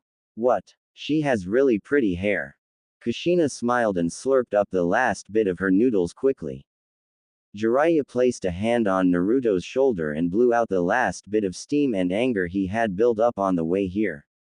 You take this one, Naruto. I need to sit down for a while. Oh boy. Running away will only make it worse, Jiraiya-sensei, Kushina warned as she made her way to the cabinet where she kept her instant ramen stash. She knew it was bad for her. And she liked to make home-cooked meals easily enough. But they were just so convenient lunch, and now she could give one to Naruto. Yay yay. Jiraiya waved her off as he slumped down into the waiting bench. Well, come on in, Naruto, and close the doors. You like miso ramen, right? Kushina tried desperately to play it casually. She had been planning this moment every day since she returned. She finally got to see her son. But he didn't know her. Still, it warmed her heart when she said her hair was pretty. Naruto walked into the office slowly and closed the doors tightly behind him. Yay, miso is my favorite. Naruto slowly walked up to the singular chair that seemed to be there just for him. For a long while, he watched the way this woman moved. Her long beautiful danced with every step she took while preparing ramen for him. Kushina spun around and smiled at Naruto. He had her face, but Minato's eyes and hair. He was her beautiful baby boy. She could finally see him again. She had to fight back the tears in her eyes and the sudden urge to hug him. She needed to play this right. She handed him his cup of ramen. You should let it cool for a minute or two so you don't burn yourself. Thanks. Naruto accepted the cup of ramen in bewilderment. It was hot to the touch and smelled fantastic. Was there something you wanted to talk to me about, lady? Kushina smiled as she sat on top of her desk to look down at her son. He was such a cute child, could use a bit of work on manners, but that was okay. He did raise himself after all. Well, you're one of the few ninja in the village I haven't gotten to meet since I took office, so, how did your trip with Jiraiya go? Naruto perked up at that. Oh, it was great. It took longer than I thought it would, but we finally found Granny. I mean Tsunade, and after she made a bet that I couldn't finish learning my jutsu, then she'd come back and be Hokage. But I didn't really care about that. I wanted her to come back so she could heal my friend Sasuke. Oh, that reminds me, you're not allowed to give that hat to anybody else, got it? Your friend Konohamaru said the same thing. Kushina chuckled lightly. But can you show me the jutsu Jiraiya-sensei taught you? Yay, watch carefully. The grin that appeared on Naruto's face melted Kushina's heart. He sat the still hot cup of ramen down on the ground and stood up quickly. Naruto created a shadow clone and after a moment created a perfect Rasengan which he held up to Kushina. Pretty neat, huh? Took me almost a month to complete it. Kushina nearly fell over when she heard that. A month. Man, it took me like 5 years to learn that jutsu. And that shadow clone thing. You're amazing, Naruto. Naruto could only blush and squirm with the sudden flattery. Then he stopped and looked up at the new Hokage with stars in his eyes. Wait, you know the Rasengan too? Did the pervy sage teach it to you? Pervy sage? Kushina blinked at the nickname. He must be talking about Jiraiya. Oh my, that's the perfect nickname for Jiraiya-sensei, isn't it? But, no, he didn't teach me the Rasengan, I learned some of it from the man that created it. Whoa, you knew the fourth Hokage? Naruto asked in amazement. What was he like? Kushina smiled sadly. She missed Minato more than she thought she would. But she would be able to take care of her son now. I'll tell you more about him in a moment. Tell me, Naruto, how much do you know about yourself? Myself? Naruto questioned. His hand drifted to his stomach. The Kyuubi, was this woman just being nice to him because of it? You don't have to worry about the Kyuubi, he's a grumpy old fox, but I'll make sure he doesn't get out. You should eat the ramen before it gets too cold. Kushina pointed to cup below Naruto's chair. She wanted to make certain he was sitting for this. Once Naruto sat down and started to slurp happily on the ramen, she continued. Would you like to know about the night you were born? That got Naruto's full undivided attention. You mean you know what happened? I was there. Kushina looked out the window. She lost so much that night. And I know a lot of things that other people don't know about that night. I was there when the fourth Hokage sealed the Kyuubi into you. Do you know who my parents are? Kushina nodded. Yay. Your mother and father were very much in love and they were so excited to meet you. I know that they loved you with all of their hearts. Your father's name was Minato Namikaze, he was rather flaky and girly. Your mother was a shinobi known as the Red Hot Habanero. For the first time in his life, Naruto had a name. He had a name to call his father. Why did it sound so familiar? And his mother. He had her title. She sounded so awesome. He waited for the Hokage to continue as he slowly ate the ramen she gave him. And like you, your mother played a very important role. She also held the Kyuubi. You see, her chakra was special and she was brought to the village at a young age to hold it. She didn't have the ability to look directly at Naruto when she spoke. She knew it was only a matter of time until she lost the fight against her tears. However, the seal had a problem. It was weakest when giving birth. My parents died because of me. Naruto asked, worried. He felt his heart drop into his stomach and fester there. Kushina's hair whipped wildly as she turned to face Naruto. The tears fell from her eyes, were sincere and fresh. No, never that. Your parents did everything they could to make certain everything went smoothly. And everything did. You were born. A healthy blue-eyed baby. I had never seen your father so happy. Naruto smiled at that. He had stopped eating the ramen and couldn't help but wonder who this woman was in front of him. She was crying as she told him this. Was she related to him? An aunt? Cousin? Anybody? Kushina got down off the table and stood there awkwardly for a moment. Then a man with an orange mask appeared. He took you from us and forced your father to trade your mother for you. Your father took you somewhere safe and your mother was taken outside of the village. And the man extracted the Kyuubi from her. She screamed more when you were born, ya? No. Kushina kneeled down in front of Naruto. And smiled at him. Through sheer stubbornness, your mother managed to survive having the Kyuubi extracted and went to aid your father in trying to seal the fox. In the end, however, they had to sacrifice themselves to seal the Kyuubi into the only person they could trust with it. Kushina poked Naruto in the chest right about his heart. Your parents loved you so much they were willing to die for you, Naruto. So my parents died to seal the Kyuubi into me and keep the village safe? Naruto questioned. He felt an odd mix of heartbreak and pride. Pride because of what his parents did. And heartbreak because they were dead. But I thought the fourth Hokage sealed the Kyuubi into me. He did. Kushina let out a small sob of a chuckle as she watched Naruto figure it out. Your father and the fourth Hokage are the same person. Naruto's eyes went wide. But why did nobody tell me? Kushina frowned at that. I don't know, and sadly the only person that could really tell me why was killed recently. But I think it might have been to protect you. Minato during the Third War made a lot of enemies, but that's just my guess. But we're not done with that night. Kushina's hands moved to Naruto's arms and she held him for a moment as she gathered the words. She had all this so carefully planned out and now during execution, she couldn't remember a single word of it. Somehow, your mother lived. Naruto gasped at that, and the tears that had already begun to form in his eyes poured freely like a waterfall. His nose began to drip with mucus. He hoped this meant good things. That his mother was alive, that she was going to see him soon. But her soul was sealed away for a long time. During this time Orochimaru took over her body and used it to do horrible things.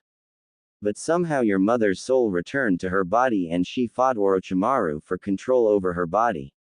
In the end, she regained control, and became the 5th Hokage. Kushina rubbed her hands up and down Naruto's arms. Tears were flowing freely from her eyes. Naruto's leaned his head down and he started to shake. He had to suck in the snot from his nose. Kushina bit her lip and breathed in sharply through her nose. Your mother's name is Kushina Uzumaki. And she's sitting before you now hoping that her son will let her be his mother. For a moment there was silence. Naruto exploded forward and tackled Kushina in a full-body hug. Kushina didn't waste a second to the hug. Please be real. Naruto choked out. He had never been so happy in his entire life. His heart was beating faster than ever before. Kushina hugged Naruto tighter and smiled. Shush, it's okay. Mommy's here. And I'm going to make you the best dish of ramen you ever had tonight, okay? And do you want to move in with me? I have a room that's all ready for you. I've wanted a family for so long. You have one now. Call me Momkage. Do you want me to deal with you as the Hokage or as Naruto's mother? There were few women that could make Jiraiya break out into a cold sweat. He thought he was largely in the clear as all but one of them had died. But one just had to crawl out of the grave, and at that moment he would rather get caught peeping at Tsunade once again. Kushina sat behind the Hokage desk, an impassive look on her face. She had a strand of her hair positioned between her nose and her lip in a ridiculous fake mustache. To her left stood Naruto, who looked incredibly happy as he wore her Hokage hat. Can we start with how you're not dead? Jiraiya asked. For the past 30 minutes he had sat outside the office trying to figure out how on earth Kushina came back to life. It just didn't make sense to him at all.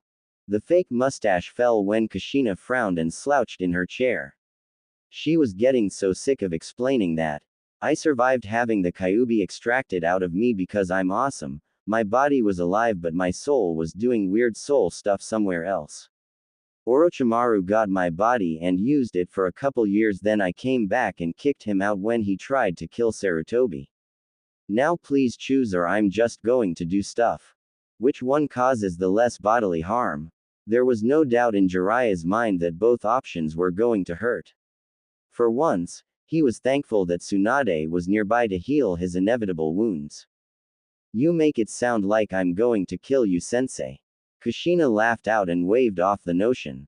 Let me be clear, I am angry and disappointed with you, but I'm not a revenge-obsessed monster that's going to start killing everybody that ever mistreated my son. Jiraiya's shoulders slumped in relief and he stepped towards Kushina and finally took a seat. Hokage, I guess.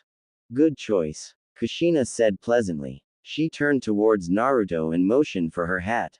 I need my hat back. Sure, here you go. Mom. Naruto liked the sound of the word as he handed his mother the Hokage hat. He had a mom. She loved him. And she was the Hokage.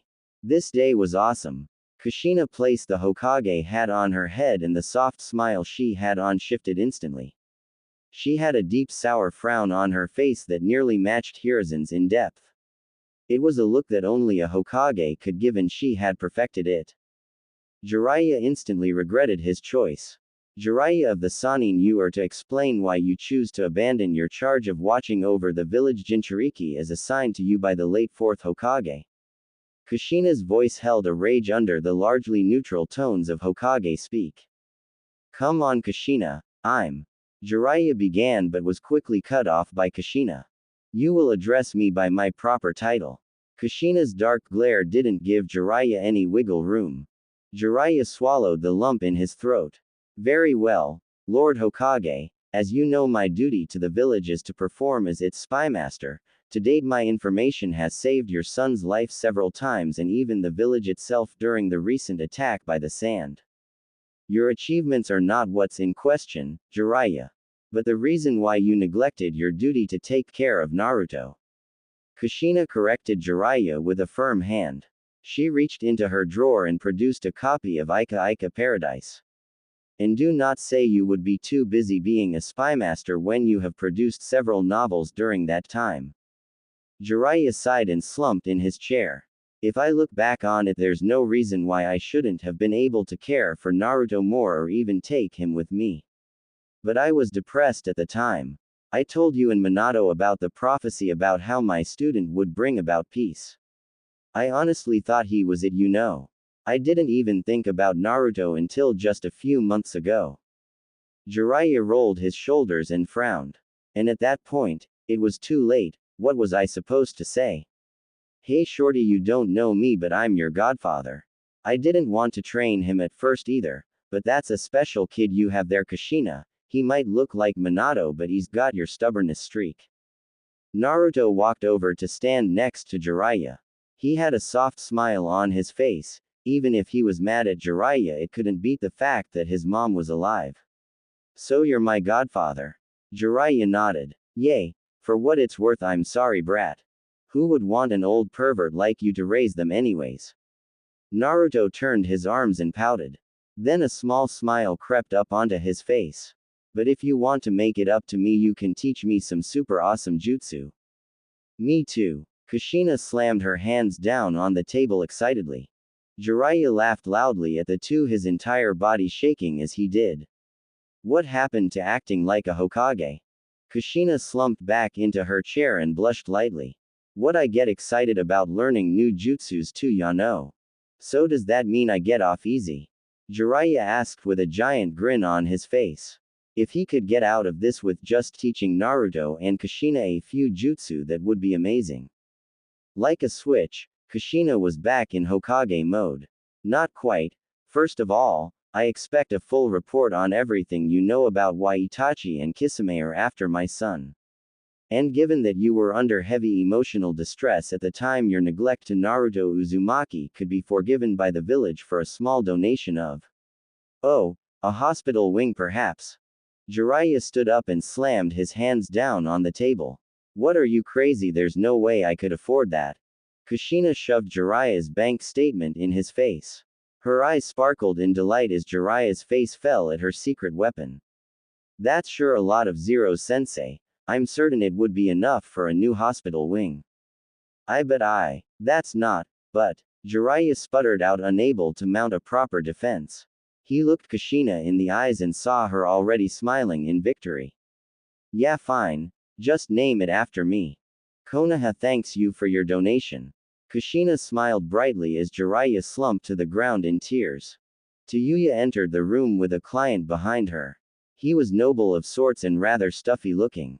Okay, you're going to want to keep what you have to say short, 20 words or less is best, and try not to use big complicated words. She gets bored and confused easily. Do not. Kushina shouted and sat back down into her chair. Mr. Saitama, is it? Welcome to Konoha, I'll be with you in just a moment. The man made a curt gesture with his hand.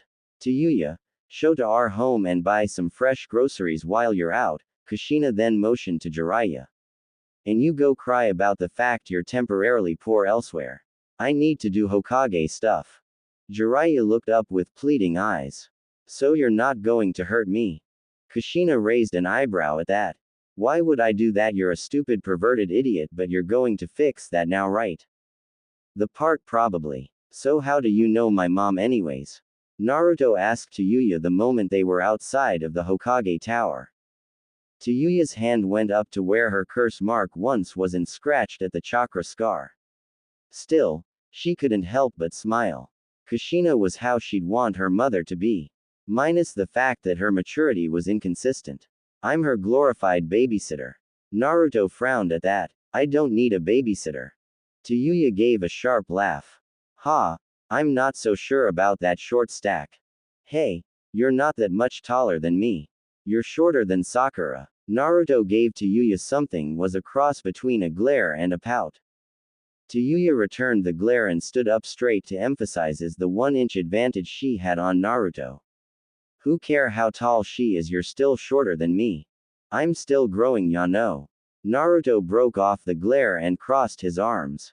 Just you wait, I'll be taller than you in no time. PFF'd. Yeah right, your mom's not that tall, it's probably genetic. Just like that, stupid ya. No, you both keep saying. Tayuya smiled in victory before she sighed. But to answer your question, I met your mom when she freed me from Orochimaru's control. I guess she liked me because the day after she was made Hokage she pardoned me and made me her assistant, which basically means I babysit her. Why does she need a babysitter? She's the Hokage. Tayuya rolled her shoulders and gave a small groan. She was not a morning person. But Kushina had her beat by a mile. Kushina is literally worthless in the morning, so I have to wake her up. She also has no sense of time, so I have to keep track of all of her appointments. I also have to remind her that she can't do things like put her face on the mountain kissing the fourth Hokage. But that would have been funny. Kushina smiled as she made the two jump in surprise for a moment. She had been without Minato for over a month now. She missed him dearly. But life went on and she had her son now. Oh, and Konoha, she had that place too. Once she was over her surprise, Tayuya glared up at the other redhead. You aren't playing hooky again, are you? Kushina snorted and crossed her arms, refusing to look Tayuya in the eyes. I'm the Hokage, I don't play hooky. I just give myself time off for things, besides was quick, now let's shopping, I want to cook my son dinner for the first time. Naruto smiled to the point of almost being in tears. What are we having, Mom? He was so excited to say that. Each and every time felt like the first. It was still fresh in his mind that he had a mother. And that she loved him, she didn't want to abandon him. And now she was here with him. Ramen, Kushina said proudly with a giant smile. Her grin was made all the wider when Naruto looked up at her like she was a goddess made flesh. It's my favorite food too, ya know. Really? That's awesome, believe it. Naruto shouted loudly. Tayuya groaned at the two and slid her palm down her face. You two really are related. Naruto just smiled at Tayuya and his mother, and then he caught a familiar shade of pink walking down a side street. Hey, Sakura, come over here.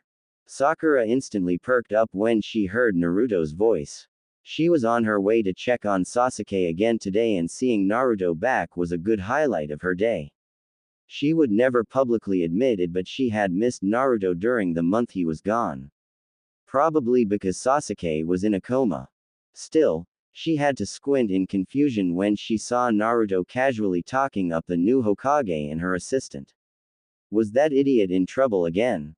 She should probably go stop him from forcing Team 7 to run nothing but D ranks. Naruto, you idiot, why are you bugging the Hokage? Kushina smiled as Sakura marched over to Naruto and watched him squirm in some form of self-defense when she grabbed his head and forced him to bow politely.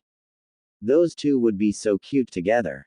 I'm sorry if my idiot teammate has been bothering you, Lady Kushina. Please accept my apology on behalf of Team 7. We really can't let him out without somebody to watch him. Sakura apologized profusely as she bowed both her and Naruto deeply.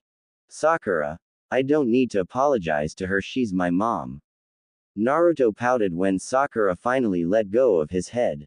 Sakura let out a small laugh to humor Naruto's bad joke. Oh please Naruto, don't make up such things, there's no way the Hokage could be your mother, she's far too pretty. Kushina joined in Sakura's small laugh, although hers was a genuine chuckle. You wouldn't happen to be my son's girlfriend, wouldn't you? Sakura's reaction was well worth it. Naruto just smiled a moment before he nodded in agreement. Yep. You idiot. Don't say things like that. Sakura shouted, blushing furiously. She grabbed Naruto's jacket and began to shake him furiously back and forth. Why didn't you tell me the Hokage was your mother, you idiot? Why do you have to be so weird and stuff?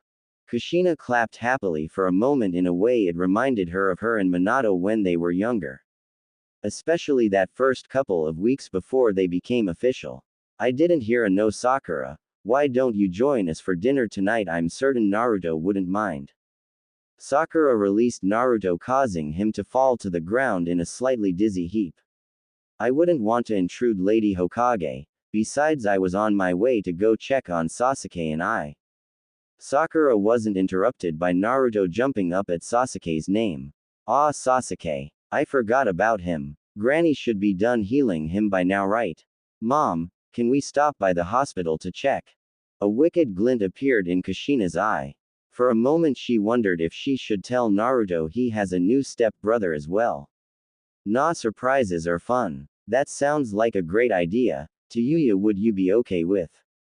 Yay, fine, I'll do the shopping, but you're buying me wasabi peas. Tayuya stomped off with an annoyed grace about her. Well then, let's go to the hospital, Kushina said happily, and she began to walk in the wrong direction. Which way is it again? Alright, well, it appears as though you're fine now, Tsunade said happily. The operation to repair somebody's mind from genjutsu was a delicate one, but once you learned to do it, it was simple enough. She was conflicted that none of the current doctors could perform such an operation. She should talk to this mystery Hokage into letting her have control of the hospital. This was just pathetic. But just to be safe, don't do anything like training for a few days. I'll inform the Hokage you're off missions for at least a week as well. Sasuke nodded numbly. It felt like a fog had been lifted from his mind. He remembered Itachi going after Naruto. He remembered feeling resentment towards Naruto because Naruto was stronger. Why did that matter? His hand went up to his curse seal. Wait, that was what was different. He didn't know how he knew, but it was like he was less angry, less clouded. There was no constant nagging. For the first time since before the Chunin exams, he wasn't angry. Sasuke. The voice of Naruto echoed from the doorway. Well, now he was annoyed. Shut up, Naruto, we're in a hospital. And there was Sakura. Sasuke almost wanted to smile when he saw Naruto appear in his little corner of the hospital room. But he couldn't. Itachi wanted Naruto for some reason. Why did Itachi want Naruto? Was there something about him that made Naruto a threat? A bigger threat than he was? Naruto was about to speak when Sakura squeezed past him. Sasuke. Sakura shouted and flung herself at Sasuke. She wasted no time in wrapping her arms around Sasuke's neck. I'm so glad you're okay now. Yay. I'm better now, Sakura, Sasuke replied and patted the girl on the small of her back. But how are you and Naruto doing? Naruto smiled and stood a little bit prouder. I'm doing great, ya bastard. You should be thanking me, though. I had to go through hell to convince Granny to come back and heal you. Sasuke gave a small chuckle at that. Naruto really was an idiot. But at the same time, Naruto was his friend. He would never say it to his face, though. Still, simple gratitude wouldn't be too much to ask of him. Sure. Thanks, loser.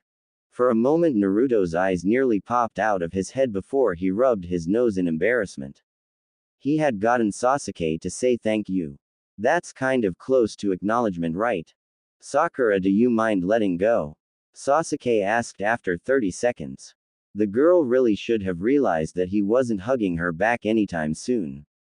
Sakura released Sasuke and pulled a chair close so she could easily touch Sasuke from a sitting position. Naruto then smiled wider. Oh hey Sasuke, you won't guess who the new Hokage is. Naruto, let me introduce myself. Kushina said as she walked into view. She placed her hands on Naruto's shoulders and smiled down at Sasuke. He looked so much more like Makoto. Which was a good thing because Fugaku was an ugly old bastard even when he was 13. Sasuke blushed. That was all there was to it. For nearly 8 years he had had a crush on this woman. He had only seen her in an old photo of his mother's. And yet here she was in person smiling at him with a beautiful smile. It was because of her that he liked long hair. And then there was the color. Kushina couldn't help but smile when she noticed Sasuke's reaction to her.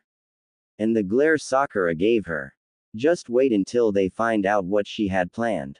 Hello Sasuke, I'm Tomato Lady. It was barely a whisper that echoed from Sasuke's lips. This was the woman that made tomatoes his favorite food. Even if he didn't like them for the first couple months. Kushina's face twisted into one of rage for a couple of seconds and her face grew hot.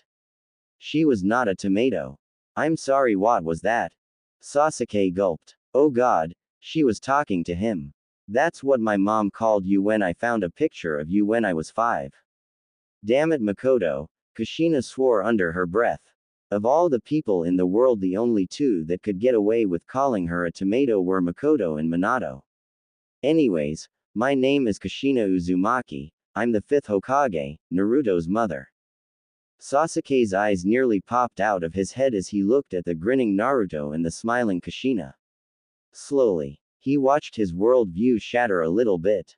He could see the similarities. The same eye shapes, the same roundness of the eyes. The same smile. Oh dear God, no. Wife of the fourth Hokage, best friend of your mother Makoto, even if your father was a bit of a bored. Kushina continued and paused for the finish. She reached into her pocket and pulled out an ancient napkin with a sloppy scrawl on it. And your new godmother. What? Morning after. Redheaded. It was a good too. Small, firm, shapely with just enough jiggle. It occurred to Naruto in the early morning sunlight that he was a man, and that redheads were incredibly cute. Never mind the fact that he shouldn't be staring, or that there was a redhead wearing nothing but her underwear and a t-shirt brushing her teeth in his kitchen. Wait. This wasn't his kitchen. This wasn't even his house. As he slowly began to wake up, Naruto looked around as the events of last night began to set in. There was the table where they had all eaten ramen, cleaned and awaiting the next meal. His mother had made ramen last night. Wait. He had a mother. His mom was alive and she was the Hokage. How on earth could he have forgotten something like that? And Sasuke was now his step-brother. Sakura was asleep on the couch and he had his own bedroom. Jiraiya was nowhere to be seen, same with Tsunade. They left at some point in the night smiling like idiots. Then who was the redhead brushing her teeth with her buns out for him to see? How long are you going to stare at my shot stack? Tayuya turned to glare at him, her lips stained with toothpaste. She whipped her toothbrush at him, splattering his face with her spit. I know I'm probably the hottest girl you've ever seen, but if you keep staring I'm going to have to charge you. Naruto blinked and cringed away from her spit well after it had hit him in the face. Right, Tayuya, the girl that now lived with his mother as her assistant roommate, glorified babysitter. Why aren't you wearing pants? 'Cause this is my home and I'm free to not wear pants in my own house. Tayuya wielded her toothbrush like it was a knife. Anyways, shorty, I need to get your mother up and ready for the wonderful privilege that is being the Hokage. She grabbed his hand, a dangerous sparkle in her brown eyes.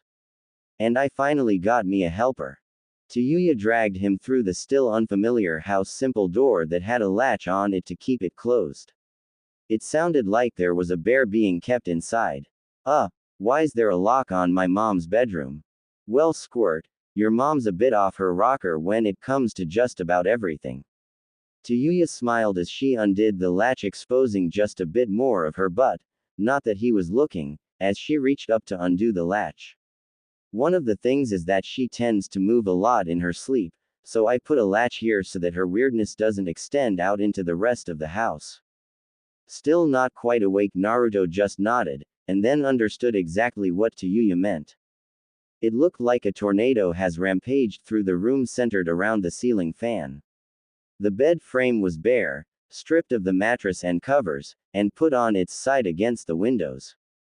The dresser had been moved to the center with the mattress resting against it. Many of the blankets and covers were hanging from the fan.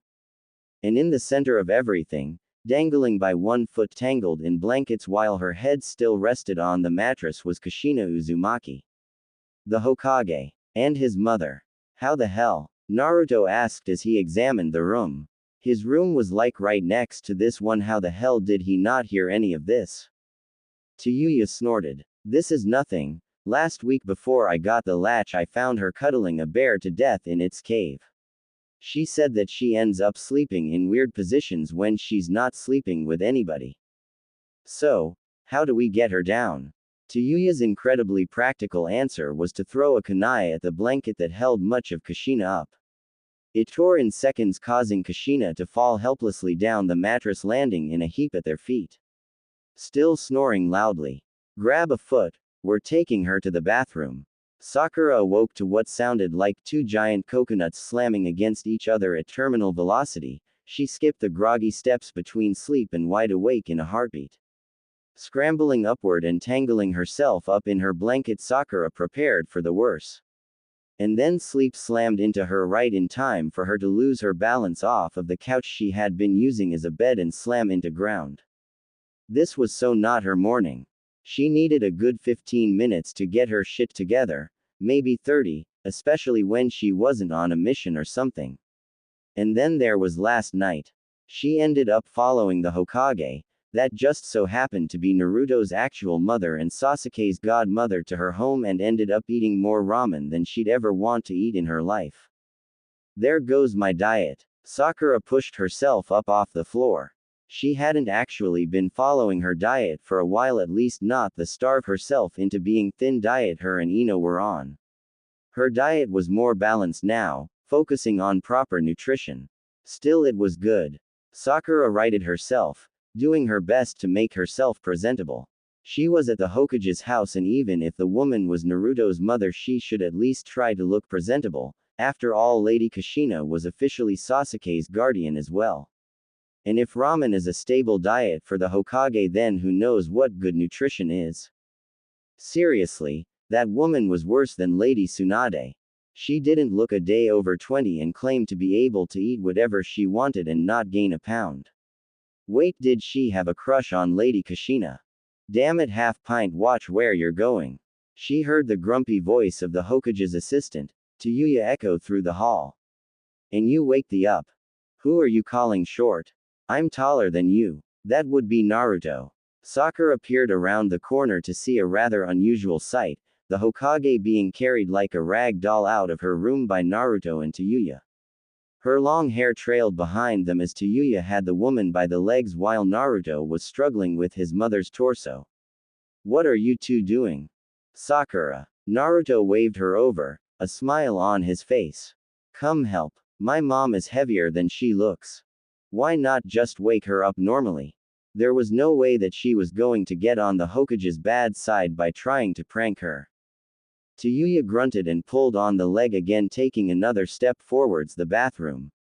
This is normal, Yano. She paused, her face turning sour. It's contagious. Okay. Sakura walked over and grabbed one of Kushina's arms. She really was much heavier than she looked. Holy crap. Is this what eating ramen does? No. She's just weird. Tayuya grumbled. Now on a count of 3 we're going to lift and dump her in the tub. How did you do this by yourself? Naruto asked. Sakura helped him lift his mother's head up off the ground. Kushina mumbled something about ramen and Minato, a dopey smile on her face complete with a stream of drool. Yep, this was so Naruto's mother. Rolling her. Tayuya kicked open the door to the bathroom. After a bit of finagling and more than a few head bumps, Kushina was placed in the tub. Apparently Minato used to just teleport her into the bathroom using that weird seal thing. Sounds useful. The Flying Thunder God Jutsu? Sakura asked. Could one of the Leaf's most powerful and sought-after jutsu really be used for something so trivial? Then again, she'd seen Naruto do some pretty lazy things with the Shadow Clone Jutsu. Like doing the dishes. That's the one. Tayuya reached over the shower head, aiming it at Kushina. Now then, I'd leave her cover your ears. Wait, shouldn't we undress her first? Nah. That was the tone of someone that couldn't care less and was only doing this because they were paid. Besides, it's more fun this way. The knobs creaked and the pipes hissed before water came bursting out from the shower head, hitting Kushina right in the face. For a moment it appeared to have no effect and Kushina continued to snore. Gah. Tayuya, what the hell? I told you to use warm water, Yano.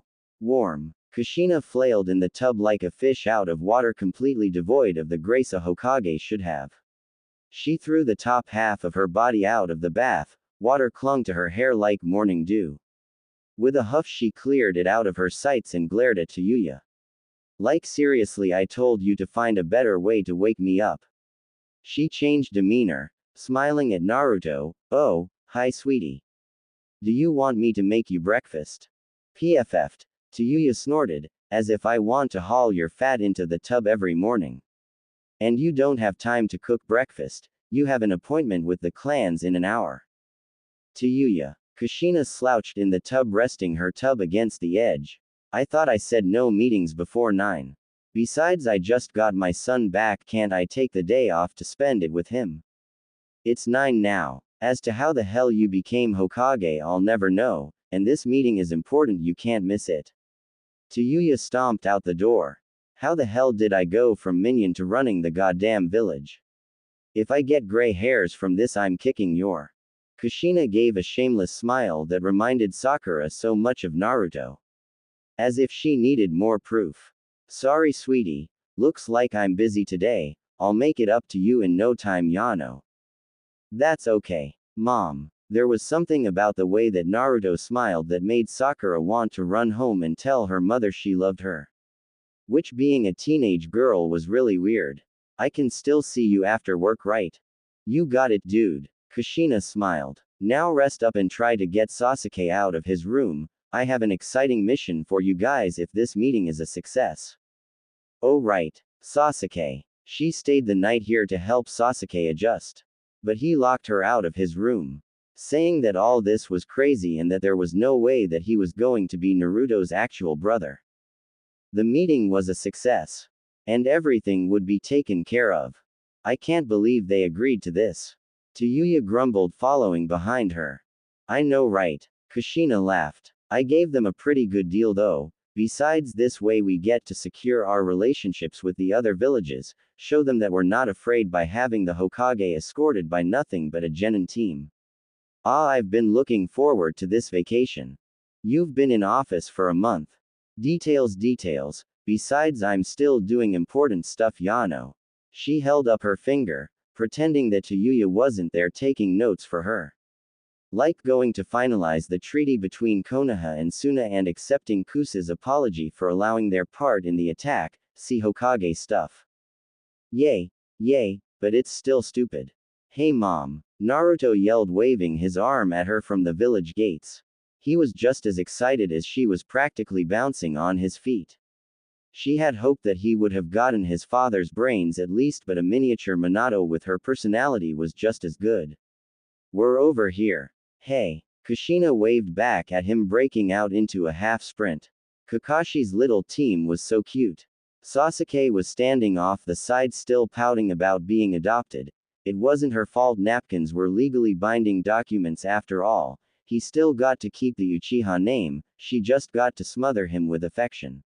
And Sakura was a cutie as well, she reminded her of Rin so much. And then there was Naruto, her baby boy. She couldn't take it anymore and sprinted towards them, ignoring the groaning of her assistant. Are you guys ready for your super special mission? No, Sasuke growled. Where's Kakashi? Isn't he our team leader? Cute. He was a tsundere. Oh, don't worry about Kakashi, he's busy doing other things at the moment. Namely establishing connections with the Mist, Yano. As for your team leader, well, considering how Tayuya is the only chunin here, that would be her. Oi, Tayuya growled, catching up to her. I thought I was a junin. Does it matter? You're still the team leader. I guess that's true. Tayuya adopted one hell of a smile. One that almost made her proud. Alright brats, as of today you're a part of Team Tayuya. Mission: babysit the Hokage as go. Hey, I thought I told you not to call it that. Sand, seals, and something. Why is it so goddamn hot? Tayuya swore as much as she breathed, like that was just a sound her body made on its own. She wiped the sweat from her brow, flicking at the rest of the group. Quote. Normally his mother would get on her about the swearing.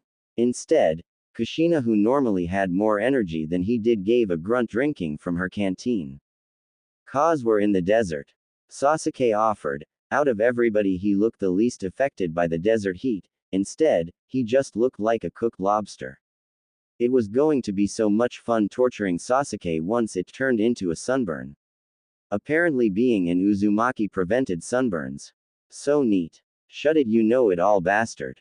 Tayuya sneered at Sasuke. Sakura nodded along, still keeping pace, her own skin smeared with a white paste Sasuke seemed to forget. Don't be sarcastic because you forgot your sunscreen, Sasuke. I offered you some of mine this morning. Oh, Kushina perked up. Is it time to pick on Sasuke for being grumpy again? Well, they didn't use any. Sasuke snorted, increasing his pace, the sand flying under his feet.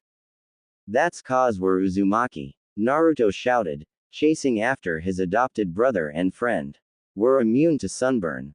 They leapt up a large dune that was like a mountain of sand.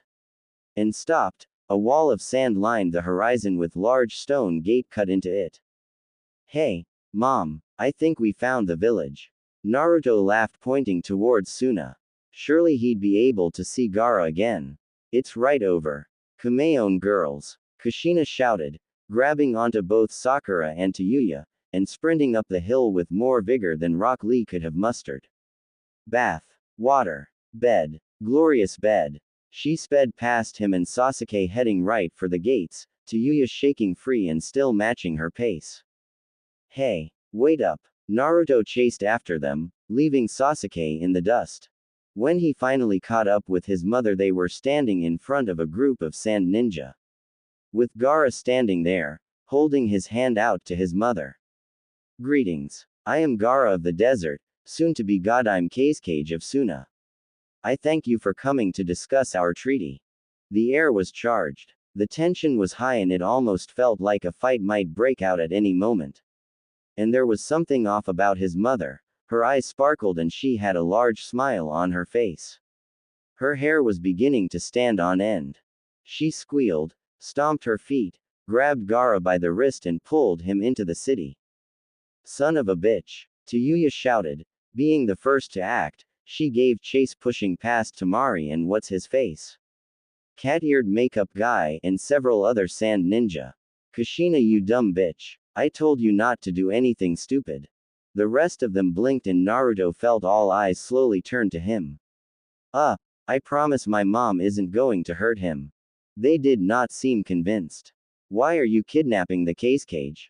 Gaara thought that this was a very valid question. Though he technically wasn't the Kazekage. Not yet at any rate. He was the next Kazekage, which was basically all of the work without the title. Not that that mattered, as Konoha's newest Hokage, a red-haired woman with enough crazy in her eyes to make him feel uneasy, had said hello, grabbed him by the arm and was now running through Suna to find a quiet place. Yes? Gaara asked, looking back at the younger red-headed woman that seemed to be Hokage's voice of reason. Not that it did much good, she trailed after them, barely managing to keep up. And behind her was Team 7, specifically Naruto and that pink-haired girl he should probably apologize for trying to kill. But that also wasn't important right now. His gaze landed on the Hokage's hair. He had been told that he was a redhead. That his rust-colored hair was unique. This woman put him to shame, with hair redder than blood and twice as thick. Why are you kidnapping me? The Hokage turned to look at him, a giant smile on her face as she rounded another corner, crashing out onto a balcony before jumping across a busy bazaar. I'm not kidnapping you. Kushina, get back here, you crazy bitch. The other redhead threw her shoe at the Hokage, hitting the woman right in the forehead. If I get killed because of you, I'm haunting your. So her name was Kushina.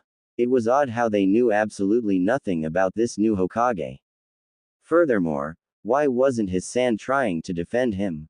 Where are you taking me? I have no idea. I suck at directions. The woman laughed, leaping through a residential home, and out the other side. That poor family, he'd have to do something for them later. Gaara blinked as they crashed through a market stall. Where was his ninja? They weren't going that fast, were they?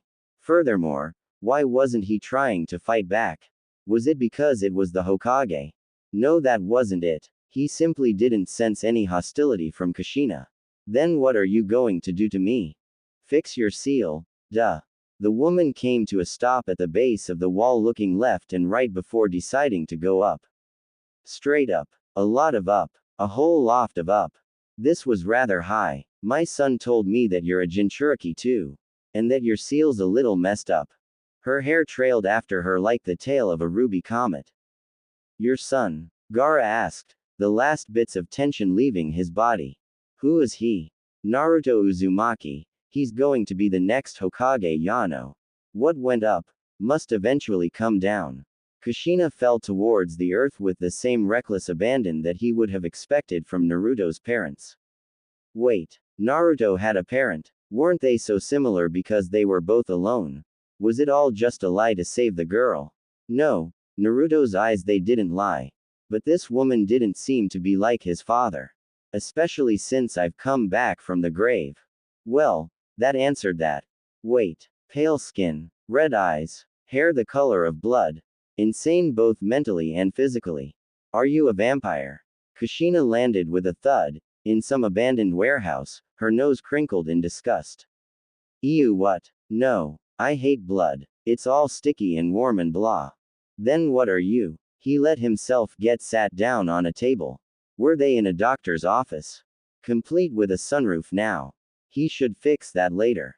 Now would be an ideal time to escape, but curiosity was going to kill every cat in a 300-yard radius. I'm an Uzumaki. She said that without a moment to think, like it was the only answer she'd ever need. With the flick of her wrists an ink brush appeared. Now lift up your shirt and let's see what damage those sand priests did to you. Like a good boy, Gaara did as he was told and lifted up his shirt, exposing the seal to the air. Why was he doing this again? Furthermore, why did his cheeks feel warm? Was this embarrassment? This was new. It only got worse when he felt Kushina's gaze on it. Bah! Those crazy sand priests. Their seals are so of course and they get everywhere. Not like an Uzumaki seal.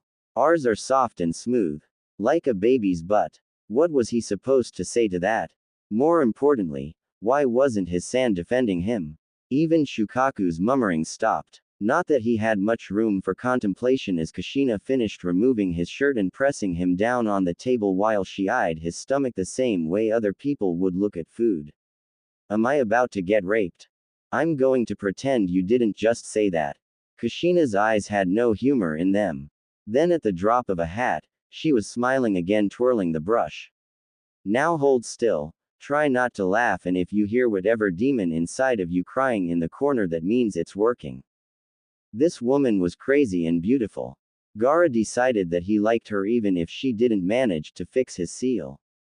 Damn it. Kushina swore, glaring at the seal. She flicked her eyes to her soon-to-be unofficially official adopted child. Where was a napkin when she needed one? Is there something wrong with the seal? Gaara sat up, hand searching for his shirt. I don't feel Shukaku anymore. The seal's fine. Better than fine, you should be all good. With a bit of training, you might even be able to use that giant raccoon's chakra. And your sand blanket thing is still good, so yay, have fun with a sand puppy following you around. Kushina huffed, sitting down on the table next to him. I'm just so disappointed. About what? You're still a boy. Gaara's eyes opened wide at that. I was hoping that the seal would be hiding some kind of gender-swapping thingy in it so that way I could set you up with my son and you can be my cute little daughter-in-law and we'd have this super awesome marriage piece and stuff. But no, you just had to be a boy. I'm sorry. You better be.